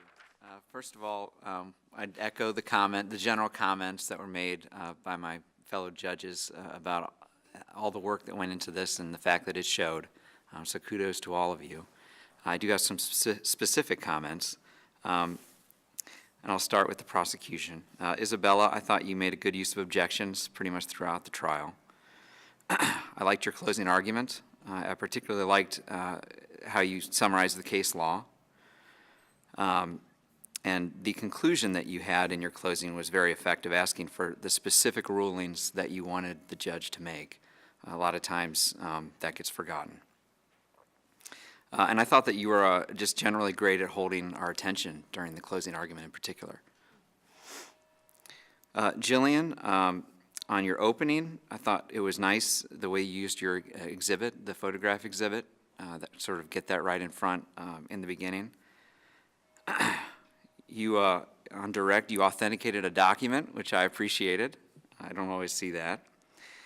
You did a good job on direct, letting the witness be the focus of attention, sort of fading into the background, which is what I think counsel should do in that circumstance. And you also were very good with your objections. Ashley, I thought you did a nice job with the ma'am, kind of making it sound like you were a police officer. You did a good job addressing the panel with your answers. The one question that asked whether Sam Stone was a friend of yours, and you answered that yes, you find him to be one of your most credible friends, I thought was very clever. And good job sticking to your answer on cross that the other witness, Ananya, volunteered to perform the enhancement of the photograph. Ananya, I thought that I have remarkably few comments written down about you. I thought that you were believable. I thought that you were polished. You commanded our attention. And you were cool under pressure on cross-exam. And sort of kept with that same theme from Ashley, that you volunteered to enhance the photo and you stuck to your guns too, which I thought was good. On the defense side, Albert, I thought you had a wonderful control of your witness on cross-examination. I thought you did a good job impeaching a witness with their affidavit testimony. You did a great job with the expert, not just in qualifying the expert and responding to the objection, but also in how you went mechanically about eliciting the testimony or the expert opinion. And I thought just overall, both in your opening and your questioning, that organization was very good, and you had a lot of cues in there to help the listener follow that organizational scheme, which was very helpful. Sarah, I thought you had some really good questions. One was mentioned a moment ago about exposing bias. I think this is about the thoroughness of the investigation, and well, you got this information from your friend, that kind of thing. And then the question about the fact that Quinn stayed under the roof of the gazebo the whole time during the footage was good. I thought it was very effective the way you took on the potential bias of your witness on direct, right out of the gate. You also had good cues for the listener. I remember one point, I think it was in your direct, when you said this will be important for later, and then you asked the question. That was helpful and helped me pay attention. In your closing argument, I thought you did a great job distinguishing the cases that the prosecution cited. Your tone in closing was very good, sort of a sober delivery that really, used silence as much as speech and was compelling. And then I liked how you kind of went witness by witness and summarized their testimony. Sumner, I thought you did a good job giving an answer, giving the answer they were looking for, and then getting your explanation in a really seamless way. A lot of witnesses struggle with that. It did not come off as combative. At one point, this was on the questioning about what was visible in the unenhanced photo of looking in the gazebo. I thought you did a good job sort of twisting the question to your advantage about the white rectangle. It's just a white rectangle. I can't tell what that is. I thought that was good. Cooper, I like that you're funny. You made me laugh and got me to pay more attention. I thought you did a good job with a very difficult task of walking the line between providing an expert opinion as a practitioner in this area dealing with contracts and not giving legal opinions. I think it might have been you that said the supervisor or supervisee comment instead of employer-employee, which I think would have definitely drawn an objection. That was smart. And I also liked how you focused on sort of the practical barriers to the public use of a drone and camera like this. Yeah, if you have $7,500, you can go get this system. And that was very effective. But on the whole, once again, excellent job by everyone. It was my pleasure to watch you all. I think there's really not much in terms of details that I can offer that have been shared already in terms of the individuals, and I think I'm the last judge standing, well, between you and the results, so I'm inclined to be brief, but it was interesting to be on the case writing committee and then to see it all in action. And you all had a really, significant amount of subject matter to work with that's actually, I think, pretty technical and can be pretty detailed. And in terms of just marshaling that information and selecting what pieces to focus on and kind of how to weave it into your stories was just really, really remarkable. And you should all be very proud. And I think just generally speaking, the level of, professionalism and decorum and just the composure really that was on display here was really remarkable. I know that there are many instances where you'll be faced with maybe in a line of questioning and you get a little flustered, or maybe the response wasn't quite what you expected, and being able to get back on track is really, always key. And then for the witnesses, you were all quite believable in terms of just your comfort level with the subject matter and your ability to just engage with the court as well as with the attorneys and just be very believable and comfortable in your presentation. So wonderful job to all of you. As the last person between the awards and the trial, I'm going to be absolutely the briefest. So my comments will be more general in nature. I think the comments that have been made by each of the judges are very good, and I'm not going to try to add to those. What I will say is the teams were outstanding. It's worth noting in every championship round that we started out with about 350 teams, and you are the last two teams. And it is about 3,500 students, roughly, I'm estimating, and we're down now to the handful of students that were involved here. And it just shows, and the team that wins will be 9-0, I believe, and the team that doesn't win will be 8-1, and those are just outstanding records. And in terms of getting here, it's worth noting being involved in mock trial from the district on up, that nobody sneaks in to the championship round. You have to be really good, and I'm not going to, I've been doing this a number of years, I've been involved in mock trial a number of years, been fortunate enough to be a member of the panel on the championship round for a number of years, and I won't compare, but I will say that the level of competition here between both teams, the level is, I don't remember any trial where where it's been exceeded. So I mean, I think it's a good year for mock trial. The case I think was, in my opinion, as good as any case that we've had, and it really gave you a lot to work with. And we saw during the course of this round just how well you can work with cases and develop the facts and use the facts and present your cases.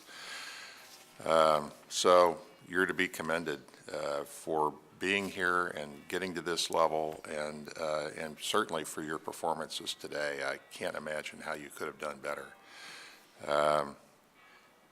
I always try to recognize the people who are here, the parents and friends and family members who are here. You should be very proud of of the students here, your children, your grandchildren, whatever the case may be, because they did a fantastic job, and your support obviously is key to the success of mock trial. So certainly appreciate all that you have done. Legal advisors and teachers, I had a chance a long time ago to ask a legal advisor of a team that had come to this level several times how much time he spent, and the answer that I got was just incredible in terms of the number of hours. So I know how much you put into the program, and I know the teams appreciate all the work that you've done with them, and it's obviously a volunteer activity on your part, and but it's a fantastic volunteer activity as far as I'm concerned. So those will be my comments. Again, both teams just great, an honor to be able to judge here.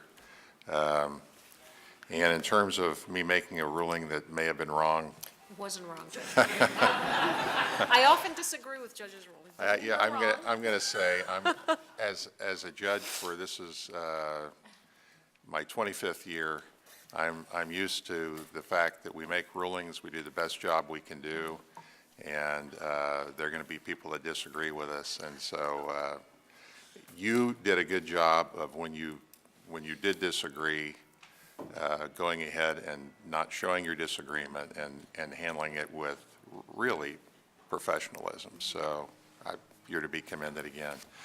So we will get to the awards portion now. Congratulations again to all of our teams for making it to this level of competition. To echo what the judges have said, to all of the teams, the students, the legal advisors, the parents, the friends, congratulations for all of your hard work and for making it here today.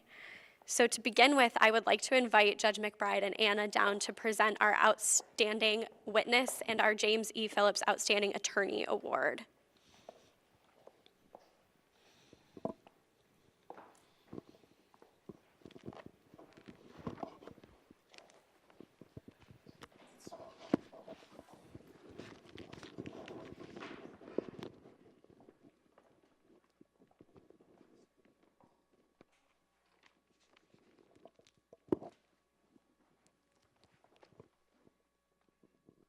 And we will announce the Outstanding Attorney Award first. So Judge McBride, if you would present to the outstanding attorney for this round is Sarah Kaplan. Congratulations.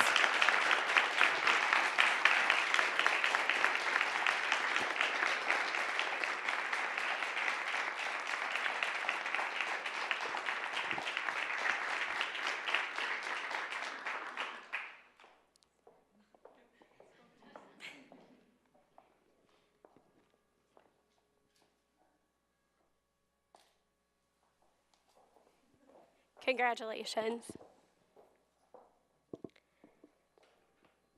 And our Outstanding Witness Award goes to Cooper Pierce.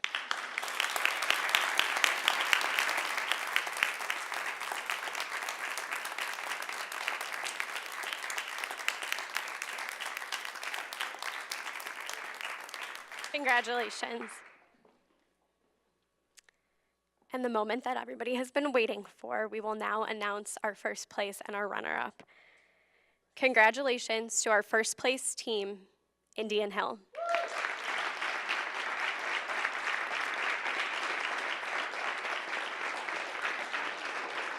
Attorneys may come and accept their trophy.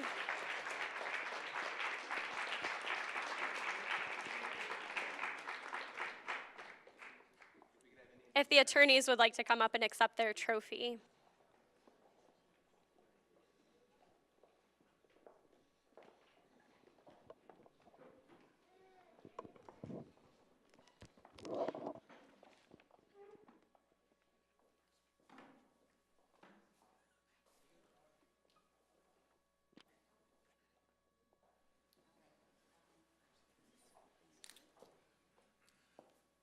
Cooper, when the judge said you were funny, looks aren't everything. You look a lot funnier than I was. You can do that. Yeah, you're tired. Yeah, you're tired. I'll give you that one.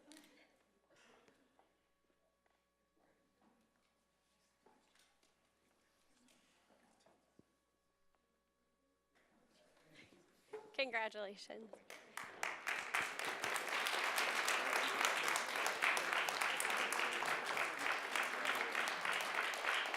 And at this time, we would like to say congratulations to our runner-up, Sylvania Southview, if you'd like to come and accept her trophy.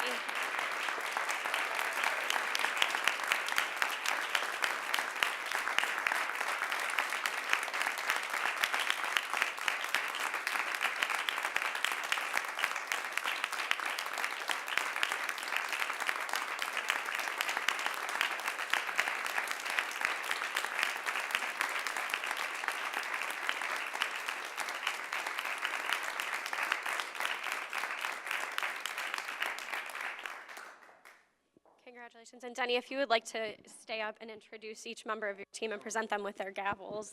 Oh, sure. Okay, which side do we want me on here? You got them right there? Okay, to my far right is Ashley Lee. You might recall her sister was in the finals last year, Kaylin Lee. There.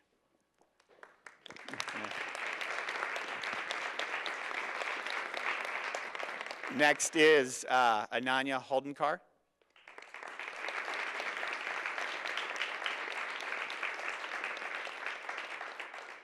Jillian Sander.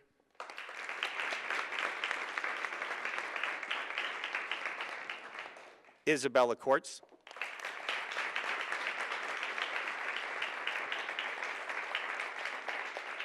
Aaron Bond.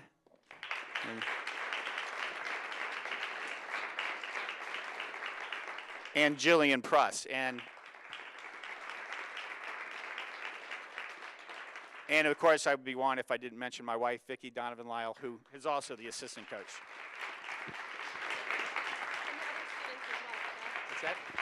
The other students as well. This is your full team, or do you have other students who didn't? This is it. This is a full team, okay. This is it. Congratulations. Unless you want to Congratulations. Thank you. Congratulations, everybody.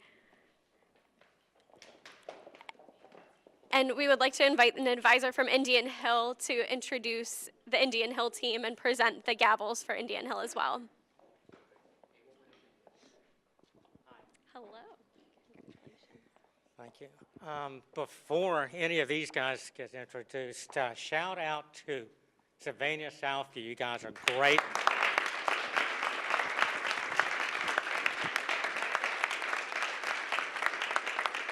We have played each other, the programs have played each other a number of times, as you know, and you are referred to as Transylvania from time to time, just to distinguish you, but it was a great match. Thank you, you're a great team. All right, you guys, in no particular order, Sydney Poffenberger, who played Wolf earlier but did not play today. Our cruise director, Rena Lynchett. Our comedian, Cooper Pierce.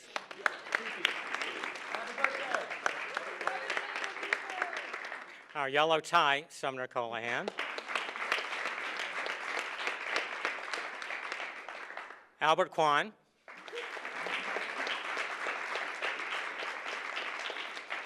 And the state final best attorney, Sarah Kaplan.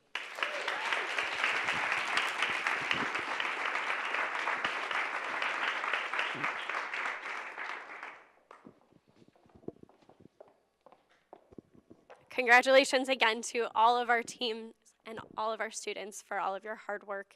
And that concludes our 2019 Ohio Mock Trial State Final. Thank you all very much.